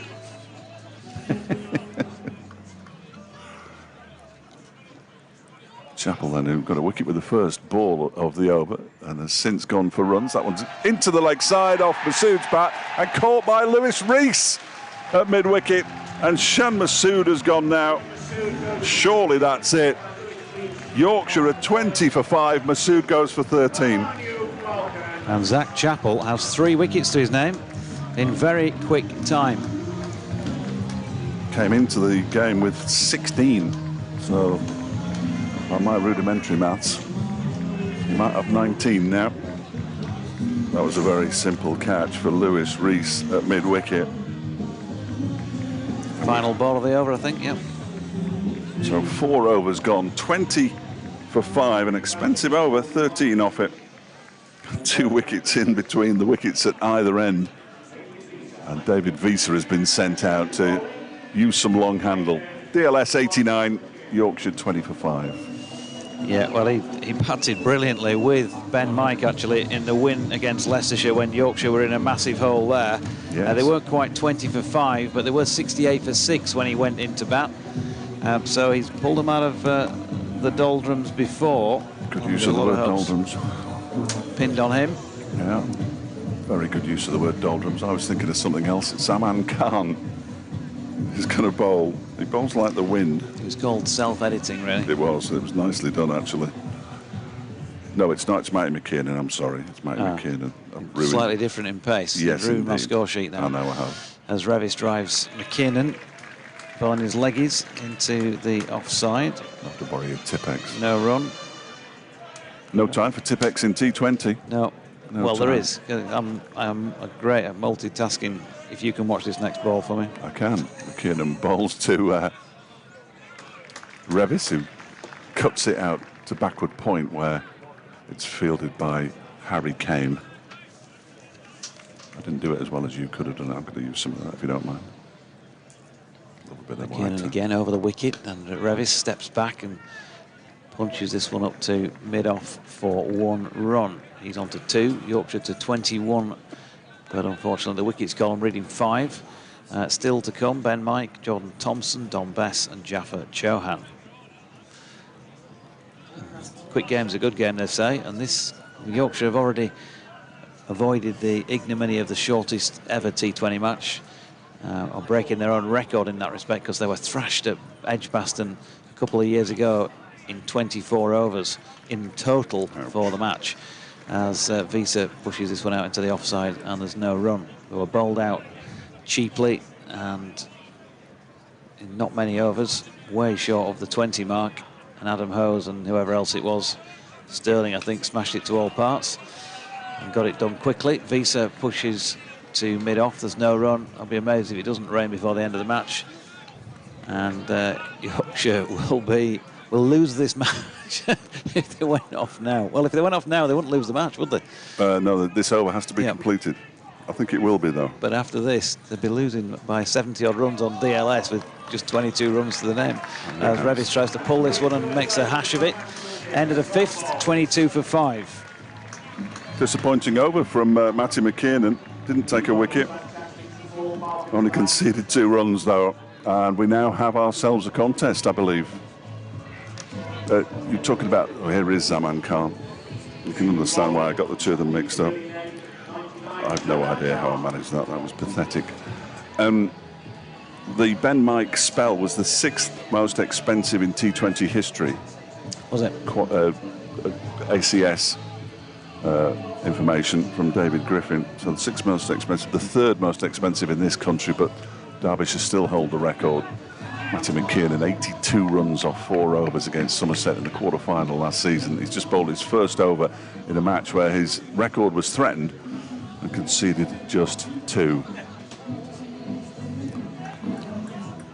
So Zaman Khan picked up a 4-for at Chesterfield Street, didn't concede a boundary, bowls to David Visa down the leg side. They're claiming a catch. It obviously clipped his pad on the way through to Brooke Guest, and he begins with a dot. I think it has started to rain just at the right time. Somebody will have to tell me how they work out the margin. Presumably it's what they should have been at Duckworth Lewis. Yeah, definitely raindrops coming down now. Zaman is in again and bowls to Visa. A quick delivery that he has nothing to do with, can't really do anything with it. Goes past his nose through to Brooke Guest, dot ball. I reckon if we'd be playing in a floodlit stadium, the floodlights would be on now, Fletch. Oh, absolutely, no question. No question, it's really dark here. And it's not helped by the fact that the trees are up, the dark trees around the ground as well. That doesn't help. Be really tricky batting conditions. 22 for 5. Especially at 85 plus or whatever it is. Absolutely. That one is driven beautifully by David Visa. Straight down the ground for 4 runs. Nice shot. First boundary he's conceded in 5 overs in T20 cricket. The ground staff have started to assemble away to our right-hand side. That's not a good sign either. And one of them has just pointed to the clouds behind us here in the mini marquee, large gazebo. Call it what you want. And it is raining now at Queen's Park in Chesterfield. 26 for 5, 95 is DLS par. But they're okay, Derbyshire. If it hoses it down, they will win for a 6th time in a row here at Chesterfield against Yorkshire. Zaman is in and bowls to Visa, who just clips this up to Hayder at mid-on, and they go through for a single. 2 balls left in the over. David Visa and Zaman Khan with a bit of byplay there. They'll have come across each other presumably in the PSL. David Visa plays in the PSL, I think he does. Plays in... Yeah, plays in a number You of... name the franchise, and I think he plays in it. Well, he's a have-bat will travel. It's getting slightly heavier, the rain now, here at Queen's Park. Zaman in to bowl to Revis. Gets a ball off the back foot into the onside. Hayder again will do the fielding. Yorkshire move on to 28. 3 to Revis, 6 to Visa, 28 for 5. This will be a 69-run win at this stage, I think. I think that's how it's worked, but I'm not 100% certain. I'd have to wait for official confirmation from somewhere. Either way, it'll not only damage Yorkshire in the points column, but of course in the net run rate column. Absolutely. Well, that one keeps low, and it gets a thick inside edge, does David Visa down towards fine leg. George Scrimshaw does the fielding, and they pick up another single. End of the over, 29 for 5, 7 off that one. Yorkshire with a long way to go, a very long way to go. Who's going to bowl the next over? It's going to be Matty McKiernan, because it can't be Zaman Khan. It's a good job you know your cricket, because you put me straight there. I've got them completely mixed up before, but I had more of a clue this time. There are certain competitions when he could bowl the next over, of course. Well, one competition. McKinnon then to Visa, who steps back and chops that away, but can't get it past Zach Chappell, who's just inside the ring. Concussion substitute, of course. Just a few days ago, on this very ground. McKinnon in again, and the Visa's got hold of that one all right, and that's going to go for 6 over extra cover. Big hit. It's gone into the Hayder Alley forest where he couldn't find the ball earlier this week in the championship match, and it was immediately signalled there. I think that's Lears deployed down in the far distance. He's saying, nah, we need another one. They need another ball. They're going to have to change the ball. It's not the first ball that's been changed, but they're going to have to change this one. Well, if they're going to stay out here in steady rain, it could be interesting because it'll be hard to grip the ball. But there's no sign of them. They've not even had a chat about going off. No, it's just a few drops. Slight but steadily light, isn't it? Yeah. You know, it's one of those where you can quite clearly see it against the backdrop of the trees. 30. Just break away from the online commentary. Oh, it's a big hit straight up in the air. Lears Deploy is underneath this one and takes the catch. And it's another wicket fallen, and this time it's David Visa. He goes for 13. Yorkshire are falling apart here. Matty McKiernan picks up a wicket. Visa goes for 13 off 10 deliveries, hit a 4 and a 6. And Yorkshire, well, they're 35 for 6 now. And after a couple of overs without a wicket, another one has fallen here. Lears Deploy with a fairly straightforward catch in the end on the boundary. Yorkshire in absolute tatters here at Queen's Park. Remarkable. 2 wickets for Alex Thompson, 3 for Zach Chappell, and now 1 for Matty McKiernan. We already have a game. He had to get to 5 overs to constitute a match with rain falling, but Derbyshire might bowl them out inside 10 overs anyway. Who knows? Days like these don't come around too often for Derbyshire, as Ben Mike has been sent out to join Matthew Revis in the middle. Ben Mike, whose final over, he won't want reminding went for 31 runs. McKiernan is in, rain getting heavier. Mike picks up a single out into the leg side.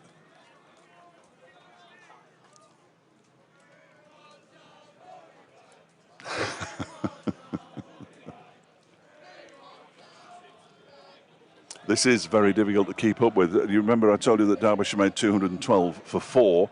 Yorkshire 36 for 6 now, and we're only just out of the power play. Absolutely remarkable bowling from Zach Chappell, who's got 3 wickets, Alex Thompson, who's got a couple, and Matty McKiernan, who's also picked up 1. We needed 5 overs of the Yorkshire innings to constitute a game, with the rain that has been forecast just starting to fall here at Queen's Park. Well, we've gone through those 5 overs. We get a little indication, bless you, of Duckworth Lewis on the bottom of the scoreboard, and at the moment, as another wicket falls, another wicket has fallen. Ben Mike goes, Haider Ali takes the catch in the far distance.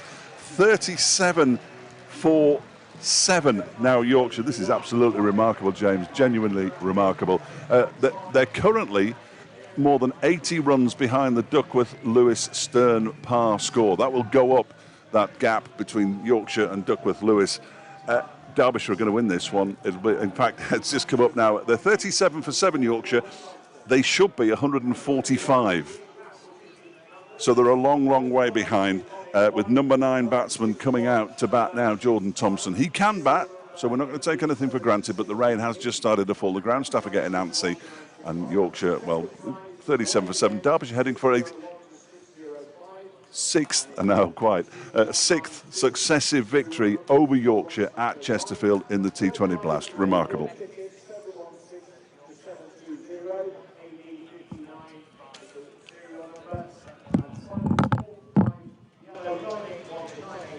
Just a little bit of a discrepancy. That was the final ball of that McKiernan over. 7 overs complete, 37 for 7. So hugely successful for Yorkshire in that it was the second biggest over in terms of runs there, 8, but they lost 2 wickets, and Fletcher's back. It's remarkable, isn't it? Absolutely remarkable. I don't think I don't like Duckworth Lewis, I've got to say. I don't think anybody can really argue. George Scrimshaw, so pace replaced by pace. Zaman Khan with 1 over for 7. Here's George Scrimshaw. Can he join the party for Derbyshire? From the pavilion end, in and bowls to Revis, who drives him very nicely for 4 runs. Off the back foot, just beat the dive of Leicester Ploy at mid-off, and away it went. And there was a slip in place, and that man was Wayne Mountain, and he's now come out of slip. And not surprisingly, 41 for 7 now, Yorkshire, 8 to Matthew Revis. Ben Mike didn't last long at all. He got 2 deliveries. Not been a game to remember for him. George Scrimshaw in and bowls, and Revis pulls this one nicely out into the leg side, but fielded out there by Zach Chappell, only a single. 42 for 7. Oh dear. Yorkshire fans, I imagine, are not very happy. We want our money back. They are chanting in front of the big yellow bar bus thing away to our right. That rain that had threatened seems to have stopped. It's still very dark. The Chesterfield gloom. There's one umbrella that I can see way in the distance down at wide fine leg to the left-hander. Jordan Thompson's had a few runs down here before, hasn't he, in some of those losing causes? Yes, he has. Said on got a 50 here, I think. On Radio Derby, he's a dangerous man. This one is whipped into the leg side. It's Matty McKiernan who'll do the fielding. Single will be taken. And Thompson is off the mark, 43 for 7. Very good from Ash Wilkinson, formerly of Burton Albion. Calls me a Yorkshireman constantly, because he knows it winds me up. Could be a big win against your home county. Very good, Ash. You can leave now. Scrimshaw in, step into the leg side from Revis, and fair delivery is called. 1 for the over above shoulder height, but not a no ball. 43 for 7 it remains. James Green not happy on many counts, all of which take me too long to read. Swings and roundabouts, or swings at Queen's Park, clearly. Scrimshaw bowls, and it's played straight back towards him by Revis, who sticks out a right hand and stops the ball from going through. At the end of the day, if you can have a bad one, you might as well have a bad one and get it out of your system. Everybody, they had a really absolutely. good run, Yeah. and you don't get any less than no points. No, for indeed. getting hammered. Well, not until next week on Monday. Is it Monday or Tuesday? I thought it was Tuesday. Oh, I thought it was 26, but you could be right. I've not been keeping that close an eye on it. Obviously, it doesn't have the impact on Derbyshire. Well, it does, because it takes off the bottom of the county championship. On the kitchen door, crossing off the days. Scrimshaw bowls, full toss, driven into the offside by Revis straight to Wayne Madsen. And it's a dot ball to finish the over, 43 for 7 after 8. So just 6 runs off that over, 1 double-digit over. That was 13 of Zach Chappell's second, but he also picked up 2 wickets in that over. And currently Yorkshire at 103 behind Duckworth Lewis. And just as I was starting to feel good about life, this nonsense comes on. And the rain starts to fall a little more. And it's going to be Alex Thompson to bowl over number 9. Bowl the first over, which went for 1. Bowl the third over, which went for just the 4. Jordan Thompson just strokes one out into the offside, no run. I think you've still got to try your best here, just to bat all the way through and get as many as you can. Absolutely. With that run rate thing in mind. I think you're struggling if you think you might win it from here, but Jordan Thompson might have other ideas, because he's sent that one a long way down into Hayder Forest for 6 runs. New ball. They're not even bothering to look for them anymore.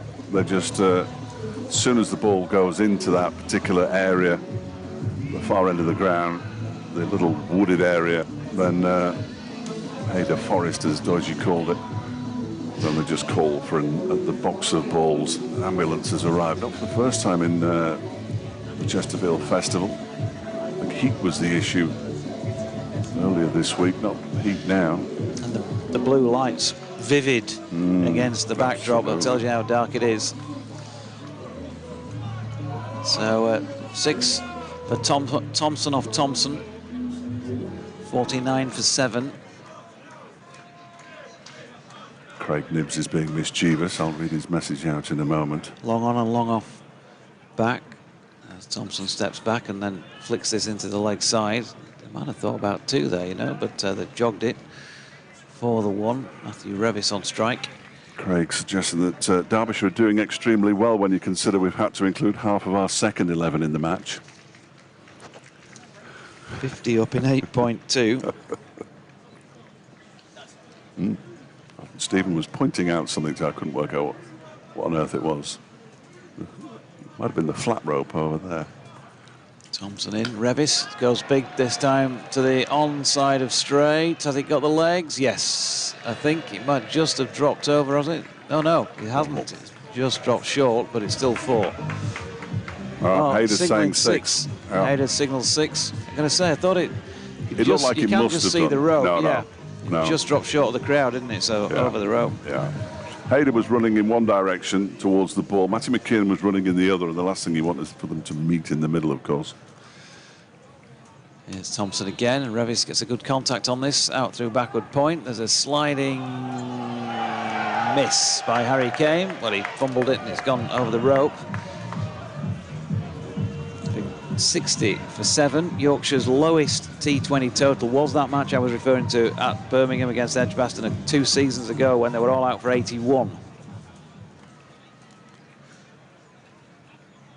Revis goes over the top of mid-off. There is a long off out there, going wide to field, and they settle on 1. But a more productive over from a Yorkshire point of view. In fact, that will be the biggest of the innings, bar none, because 18 came from it. Alex Thompson going for that 18, 61 for 7 after 9. And that's more runs than Derbyshire had at the same stage, ironically, but for a loss of 4 more wickets. Yorkshire just had their best little spell, hadn't they, with 9 runs coming off 3 overs bowled by Matthew Revis, who bowled 2 of them, and Dom Bess, who bowled the other.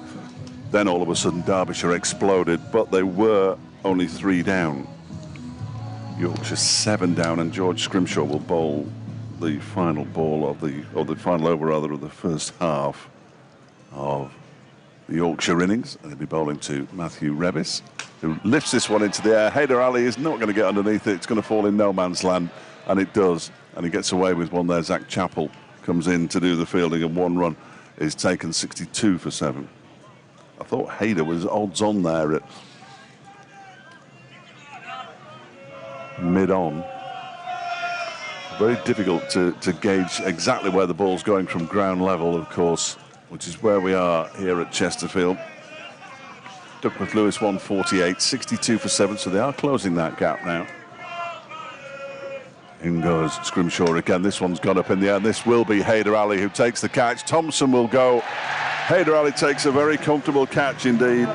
Thompson is dismissed for just 8. And Yorkshire now are 8 down. They're 62 for 8, and that lowest score is still a possibility. Certainly firmly in view at this moment in time. Jordan Thompson just hurried by the extra pace of George Scrimshaw, gets underneath it. Looks like it was somewhere up near the splice, and no power behind it whatsoever. Gifted it really to Haider Ali. So it's the back of JT for 8 from, I think it was 5 deliveries, wasn't it? They took 1 off the ball before. Yes. 8 from 5, so 62 for 8. Well, going home quick, might get home in time for tea, Fletch. Yes, I'm not going home tonight. Oh. I'm sleeping in the car. No, I'm not. I'm going down to Sawley. Doing the show tomorrow evening on Radio Derby at 6 o'clock, when you will get reaction to whatever happens here in the remaining 10 overs and 4 balls. Rain still falling. Not heavy rain though, but Yorkshire just subsiding. 175 is DLS, 62 for 8 they're on. And is it Jaffa Chauhan who's gone out? The special? No, it's Don Bess, I beg your pardon, that's gone out to bat. Yeah, what I don't understand is when you get to that stage, why don't you just bat your 20 and get where you can and just... Yeah. I suppose it's the mindset of the modern cricketer in T20 cricket to go hard and go hard. I mean, Ben Stokes was asked what will happen if Australia come hard at England. He said, well, just double down and go it twice as hard. Scrimshaw then to Bess, who's struck a midships, almost lands on his stumps, does well to hop out of the way of them. Dot ball, tried to turn it into the leg side, but missed it. 62 for 8 it remains. Yeah. Genuine pace. Jordan Thompson and Don Bess. Not usually seen to best effect with the bat. And George Scrimshaw certainly has got genuine pace. Yes, he's quick. Love to see him play red ball cricket. Wants to play red ball cricket, told me the other week. Could have played the other day. Yeah, he's in now on bowls, and Bess hoiks this into the leg side for a single. Zach Chappell will do the fielding. 63 for 8. Bess off the mark. So Zach Chappell now has 19 wickets at 16.7 in the tournament competition. George Scrimshaw has 14 at 22, and Zaman Khan, who hasn't taken a wicket today, has 15 at 20. Decent numbers though, as Matty McKinnon now 6 at 35. As Scrimshaw bowls a short delivery, it's off the toe end of Matthew Revis's bat and bounces down into the hands of Lewis Rees, a backward point. He inspects the toe of his bat. But that was another sharp delivery from George. You just want to be careful here. If it gets a little bit slippery where his feet land as he comes into bowl. It doesn't look like he's holding back at the moment. Northamptonshire away on Wednesday night, Lancashire away on Friday night for Derbyshire next. Scrimshaw is in and bowls. That one's, I think it's almost come off the back of the bat of Matthew Revis, and as he was aiming to pull it into the leg side, it's bounced down into the offside, backward and square, and Rees has done the fielding. Another good over, 2 runs from it. 63 for 8 now, Yorkshire. Yeah, at the same stage. Derbyshire was 70 for 3. There you go. So not far behind. Not far behind at all. We've still got wickets in hand. I mean, I think just knock it around for a few overs and then launch. Late onslaught, yeah. Yeah. You will need the 31 run over at the end. I think they'll probably need 3 of those at the end. I'm pretty confident they can get at least 3 of those at the end. So what you're suggesting now is that the rain is going to ruin Yorkshire's chances of victory. It would obviously do so because I think they've got this under control, Fletch. As Zaman Khan comes in from the lake end, and this will be skiddy with a bit of juice out there as well. First delivery, Don Bess cloths it into himself. It's raining quite heavily now, I would suggest. Yeah, maybe it's time to just put Yorkies out of the misery and take this one on the chin with pretensions of finishing top of the group after that such a good run of form, and they may still be good enough to do that. This is going to hurt them in the net run rate column for sure. And there goes the back of Don Bess. Middle stump knocked back by Zaman Khan. They're 9 down for 63. And very much now looking as though they're going to be shot out for a record low score. Bess goes for 1 of 4 deliveries, I think. Zaman Khan joins the party with his first wicket of the match, and that lowest total is definitely on the cards now. George Scrimshaw just been given a drink by Tom Wood, who would have loved to have played in this game, I have absolutely no doubt. As I say, there'll be reaction tomorrow night in Sports Scene at 6, so I'll hopefully get to speak to a couple of players, if that's at all possible, Stephen, as I turn across to my right-hand side. I know we spoke to Zach after the one day of the championship match, but he's now one of the leading wicket takers in the competition, and Leas will want to speak, I'm sure. Not that he never does want to speak, but he'll want to speak because he's been very wary and aware of the fact that he hasn't got the runs he would have wanted. And let's not forget, Derbyshire lost the toss, and it was it wasn't weighted towards Yorkshire, but the reason that they decided to put Derbyshire in was because the rain was around, and it's hammering it down now, by the way. Sorry, it's me, it's you. It's me, sorry, yeah. No, wide ball from Zaman to it. Jaffa down the leg. I'm already thinking about tomorrow's show here, Dodgy. Well, I'm thinking that they probably should go off now. Yeah, the umpires are coming together. I think they will decide to go off, and if they do, Derbyshire will win by 138 runs. And Yorkshire, Duckworth Lewis, they're staying out there, so forget that. Yorkshire would avoid the yes, even further ignominy of being bowled all out for 81 because they'd be 64 for 9 and could forever say, well, we could have got 160. We could have easily got 160, absolutely. Not many wickets in hand now, though. 159 would be a record equal in partnership because they got one of those last week as Jaffa Chauhan has just pushed 4 with an open face, and Zaman Khan giving everything here in this desperately close game falls flat on his face halfway down the track, having delivered the ball. 4 runs to Jaffa, gets him off the mark. Yorkshire to 68 for 9.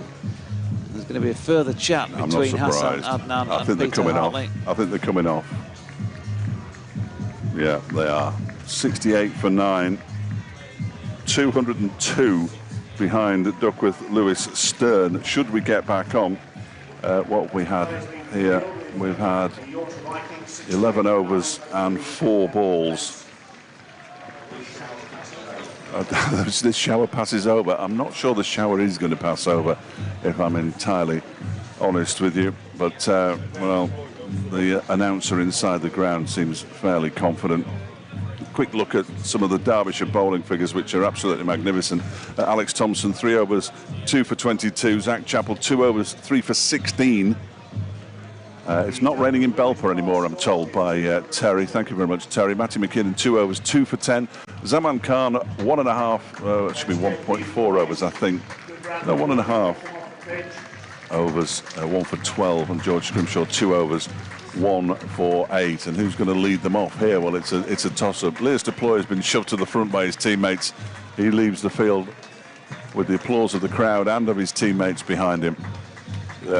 We can't definitively say that this game is over, but they're bringing some big sheets on, which is never a good sign, and the covers are being shoved right down the middle of the pitch. Look, one of the ground staff is struggling to keep control of it. Yeah, so if we do come back, I don't. Have you got any further analysis, Doji? I think, to be fair, Yorkshire coming back strongly into this one. Matthew Revis and Jaffa Chauhan, I know, have been practicing the last wicket partnerships quite a lot in practice up at Headingley. Yeah. So I think this is far from over yet, Fletch. But the rain might just wipe out Yorkshire's chances of a sort of comeback of sorts. Yeah. Absolutely. Okay, fair enough. They're well beaten. Yeah, well, that's certainly Never been in it. What else do you want me to say, really? I think, no, I don't not with go the through bat, the anyway. agonies. Not Don't want to been- go through the agonies. Never They been were with in the this game when Derbyshire were 49 for 3 after 7 overs, but since then it was taken away from them by Haider Ali and from Leas Deploy. I think you could still argue they were in it at 112 for 3 after 14. Yeah. But then certainly those last 5 overs, 22, 11, 11, 16, and then 31. I can't even add that up. I'm just beyond my mathematical capabilities for those last 5 overs, Powell. But 212 was far too many from what it should have been. 91. And I think. And that looks like that will be that. But we ain't got official confirmation, of course. And the crowd are hanging around and having a few games out there on the outfield to show that it is perfectly playable. Yes, yeah, the Yorkshire fans will be on the pitch saying, "No, we can still do this. Come on, umps, give us a chance." If we do return, and it's not a foregone conclusion, Terry in Belper says it's not raining there. You never know. So keep your eyes across social media. The club will tell you if we're coming back. Is there a ground in Belper that we could possibly pop across to? And Well, Derbyshire seconds play at Belper Meadows, yeah. so a few of these players might be used to that ground. But thanks for mentioning the twos again. We will leave you.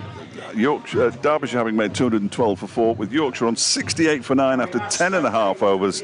Duckworth Lewis, they should be on 202. Derbyshire are going to win this game. I don't think there's much doubt about that. But if we do get back, we'll be back. In the meantime, thanks for listening.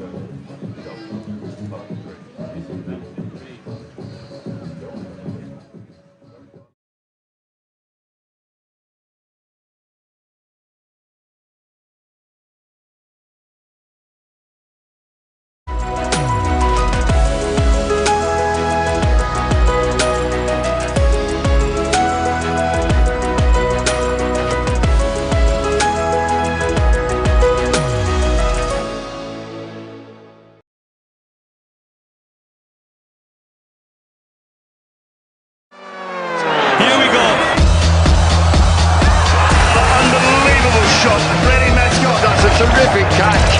They'll take one. Too straight, too good. 2-6-3, record broken. Great atmosphere, concentration. And they are champions once again. In and balls to Reed.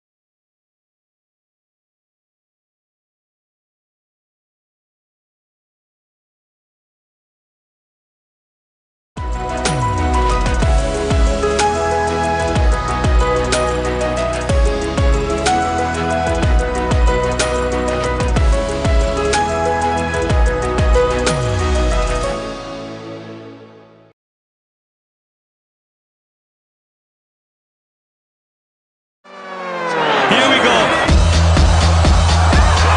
Unbelievable shot. Really Mascot. That's a terrific catch. They'll take one. Too straight, too good. 2-6-3, record broken. Great atmosphere, concentration. And they are champions once again. In and balls to Reed.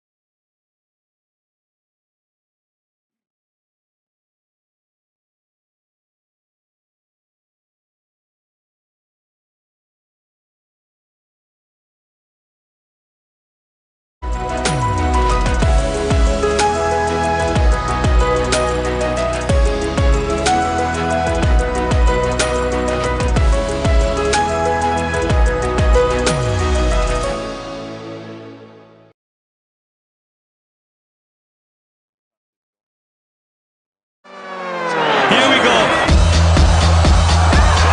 Unbelievable shot. Really Mascot. That's a terrific catch. They'll take one. Too straight, too good. 2-6-3, record broken. Great atmosphere, concentration. And they are champions once again. In and balls to Reed.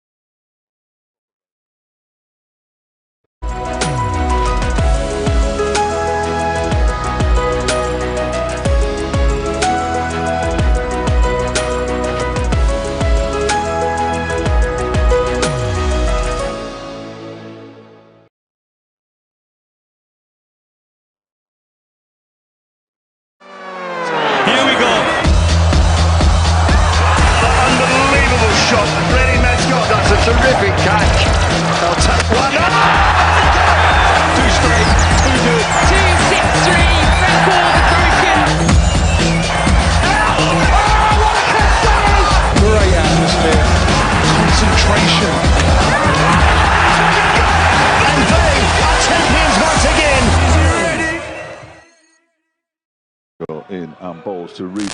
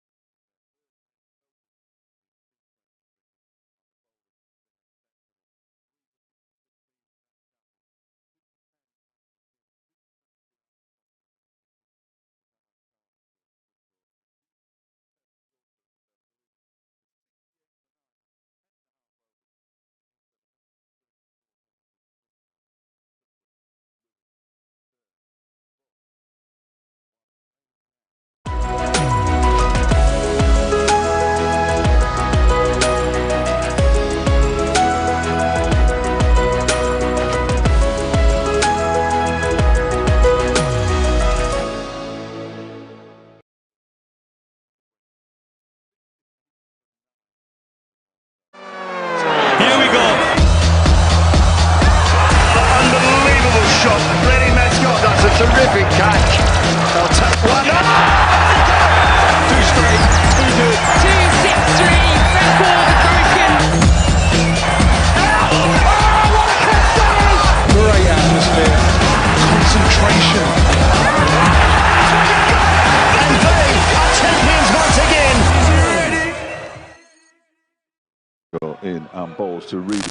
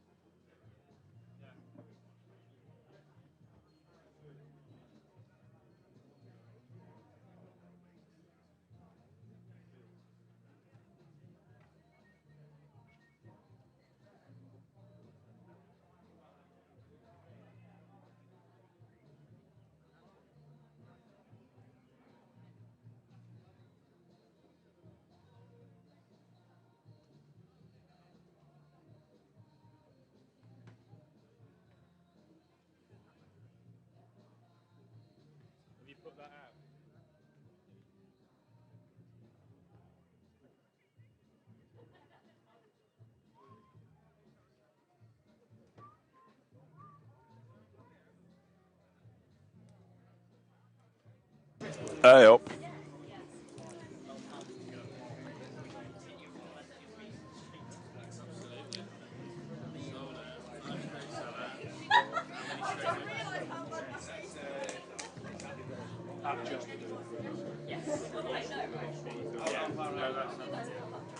I always say T20. See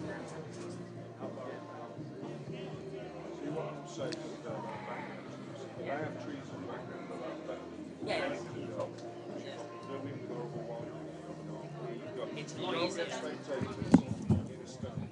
It's easy to start. Really nice. Yeah. Can anybody confirm or deny that they require 144 off 63 balls? 145.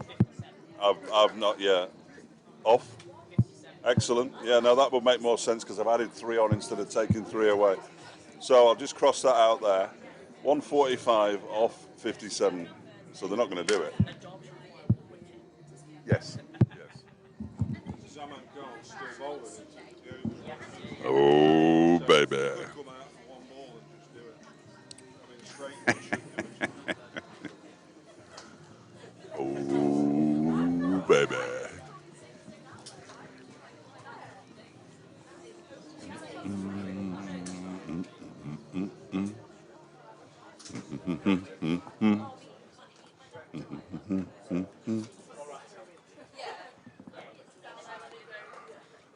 Should be more Barry White on the radio.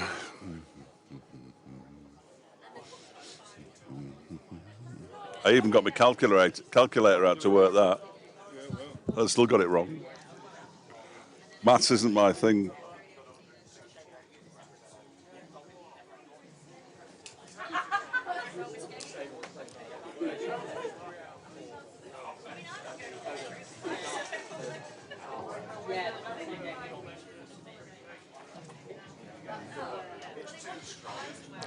So now they need to bowl them out for less than 80, which will be their lowest score in T20 cricket, which would rub it in, wouldn't it? It won't trouble.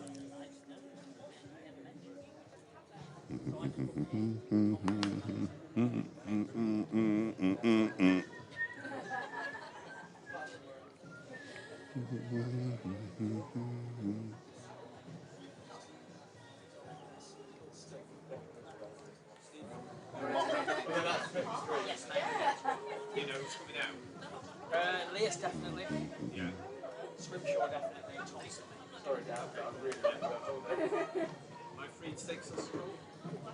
Thank you. Feel free. Thank you. Enjoy that one. I feel like we're back on a quarter. Yeah, you are.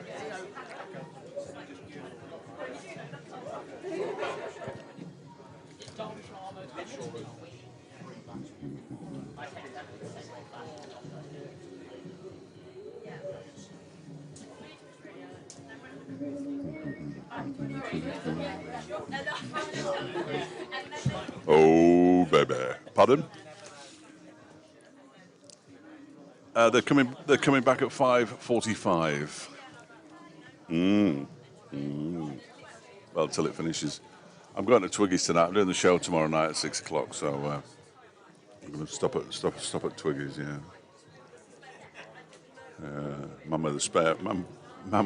Now he'll be in bed by the time I get there because he's up at 4. You know what that's all about.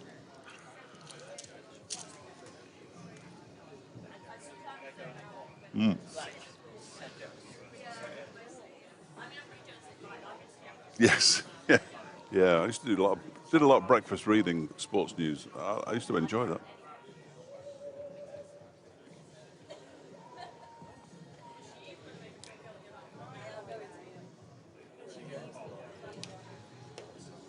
Oh, baby. I love Barry White. Absolutely love Barry White. Yeah, I could. Oh, yes. I could do that. Yeah, I could do anything. I could do anything when paid. Paid to do it, I could do anything, James. Oh. Yeah, okay. No. Well, they've been up. Yes, indeed. They've been off since just before 10 to 5, and we've been told that they're going to come back on at 5:45, which is good news, I think. Derbyshire would win on Duckworth Lewis Stern, as we were discussing earlier, but Yorkshire would need, listen to this, 145 off 57 balls with 1 wicket remaining. So Derbyshire are going to win this game no matter what. And I think it would be nice for Derbyshire if they could complete the victory by bowling out Yorkshire for under 80, because 80 is the lowest score Yorkshire have ever scored in a T20 innings, which this wouldn't count as because they're not bowled out. So if Derbyshire can bowl them out, that would be terrific. Their biggest win by runs, incidentally, is 77 back in July 2018 against Yorkshire at Headingley, and they're miles in front of that at the moment. So there could be another record going there as well. And you'll be able to hear reaction to it. I'll just have a little plug for my show tomorrow night between 6 and 7 on Sports Scene. You will be able to hear reaction from a number of players. We're hoping to speak to Leas Deploy. We're hoping to speak to Zach Chappell, who's now got 19 wickets in the competition this season. We're hoping possibly to speak to George Scrimshaw as well, who's always good value, a friend of the show. And that'll be on between 6 and 7 tomorrow night. So you'll be able to get all the reaction to today's game tomorrow.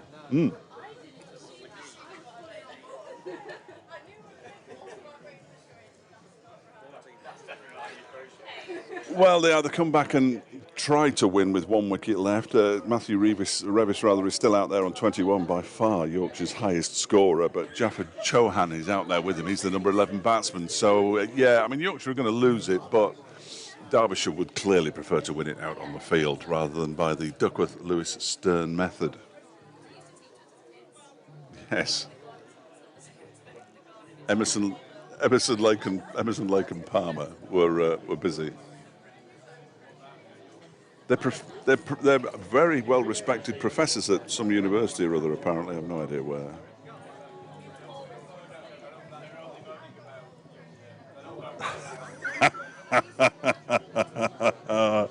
Yes. Which religion uses that? Thank you.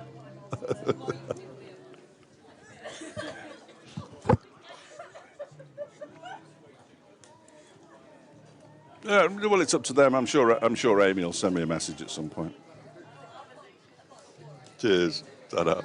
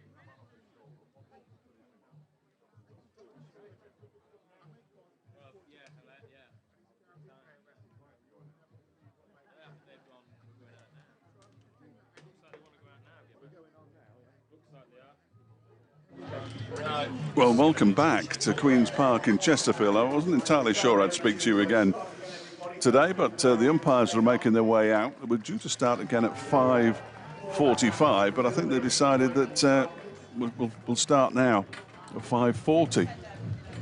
So we might have to ask Otis and his mates to move, but because we can't see anything at the moment. No, we'll be all right. They'll all move, and everything will be fine. And we'll all get on with the rest of the game. I'll tell you what, it's dropped a little bit cold, chilly now, yeah, David. I thought you might have put the long pants back on. I nearly, yeah, I should have done. I was too busy yakking, I'm afraid. Sorry about that. Happens to us Sorry, all. everyone. Sorry. Happens to us all. There were many requests for you to put your long trousers back on, but you've ignored them all manfully. So here we go then. Zaman Khan bowling from the Lake End, like the wind, to Jaffa Chauhan, who's in this game as a specialist number 11 who doesn't bowl. Yeah, not sure. Really not sure why he didn't get at least one over. Yeah, very strange. Stewards are springing into action in front of us. Made no difference whatsoever. Now they're just standing in the way. Absolutely hopeless. Anyway, they've moved because they failed to stop the people walking past. And here we go. Derbyshire to win the game need one more wicket, Doji. They do, and Yorkshire's lowest T20 score is that 81 at Birmingham 2 years ago. We thought they'd avoided that particular ignominy, but not yet. So here he is, Zaman to Jaffa with a Jaffa first up.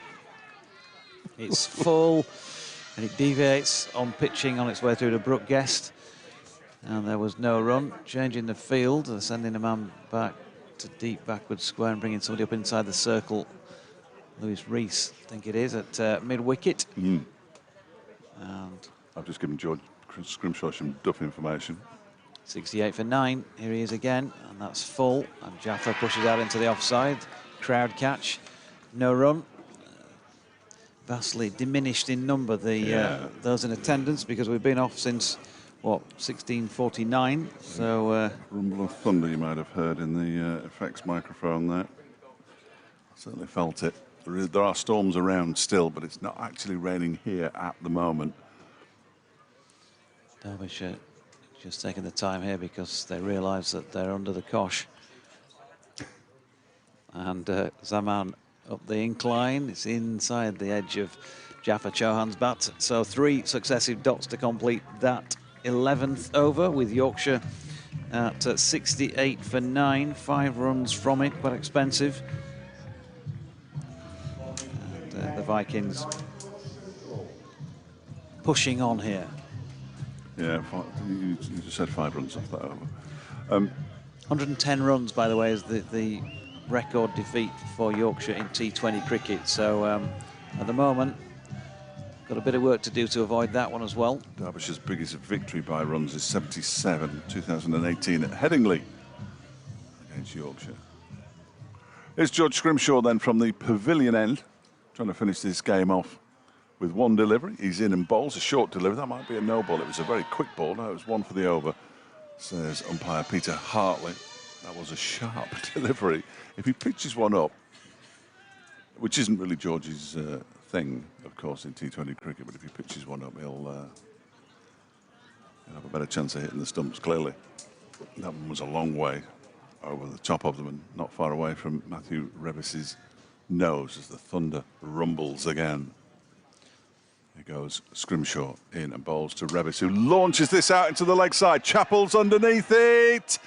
And Chappell takes the catch. And Derbyshire have won this game by 146 runs, I think. Possibly 145. But Revis goes. He could do no more, really. Zach Chappell takes the catch out in the deep. George Scrimshaw finishes things off. Revis goes for 21.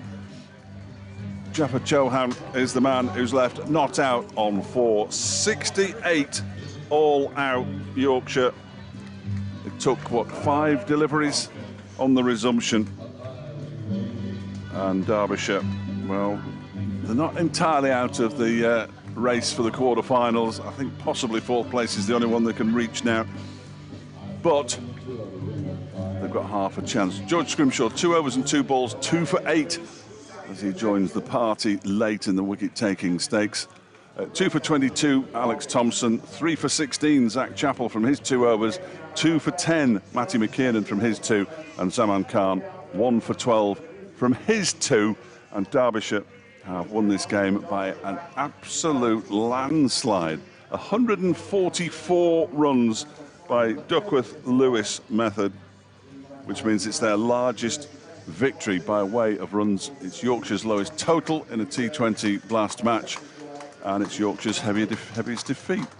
Much as I hate to correct you, Duckworth-Lewis not involved because, of course, there was no time lost. Of course he wasn't. Of course. So they won it by 144 runs. Yeah, no idea. Which is an enormous, absolutely that's what enormous fooled margin. Me. It still says, oh no, it's disappeared now. It just disappeared in front of my eyes. That is just an utter annihilation. It is, it is. Yorkshire's record defeats by some margin in T20 cricket is one of those that, if we're still talking T20 cricket, somebody else in our shoes in 100 years' time will probably still be standing then, because it's hard to beat something like that. And it's also hard to beat getting bowled out for 68. Total and utter annihilation for Derbyshire. Yorkshire, well, ultimately they lose the 2 points that they were fighting for here, nothing more than that, except that the net run rate is going to be enormously against them, given the magnitude of the defeat. So when it comes to playing for places for quarterfinals at the end, if they're level on points with somebody, then they're going to find it very hard work over the next 4 remaining matches to get themselves out of that sort of hole, you would think, given what has happened today. But, well, we knew for a long time that was coming. A long time out in this match. From 6 for 3 and 7 for 4, the game was done. Still hoping that Yorkshire might do something in terms of pushing it around and just reducing that net run rate deficit, just talking about that during the rain break, but clearly not being good enough.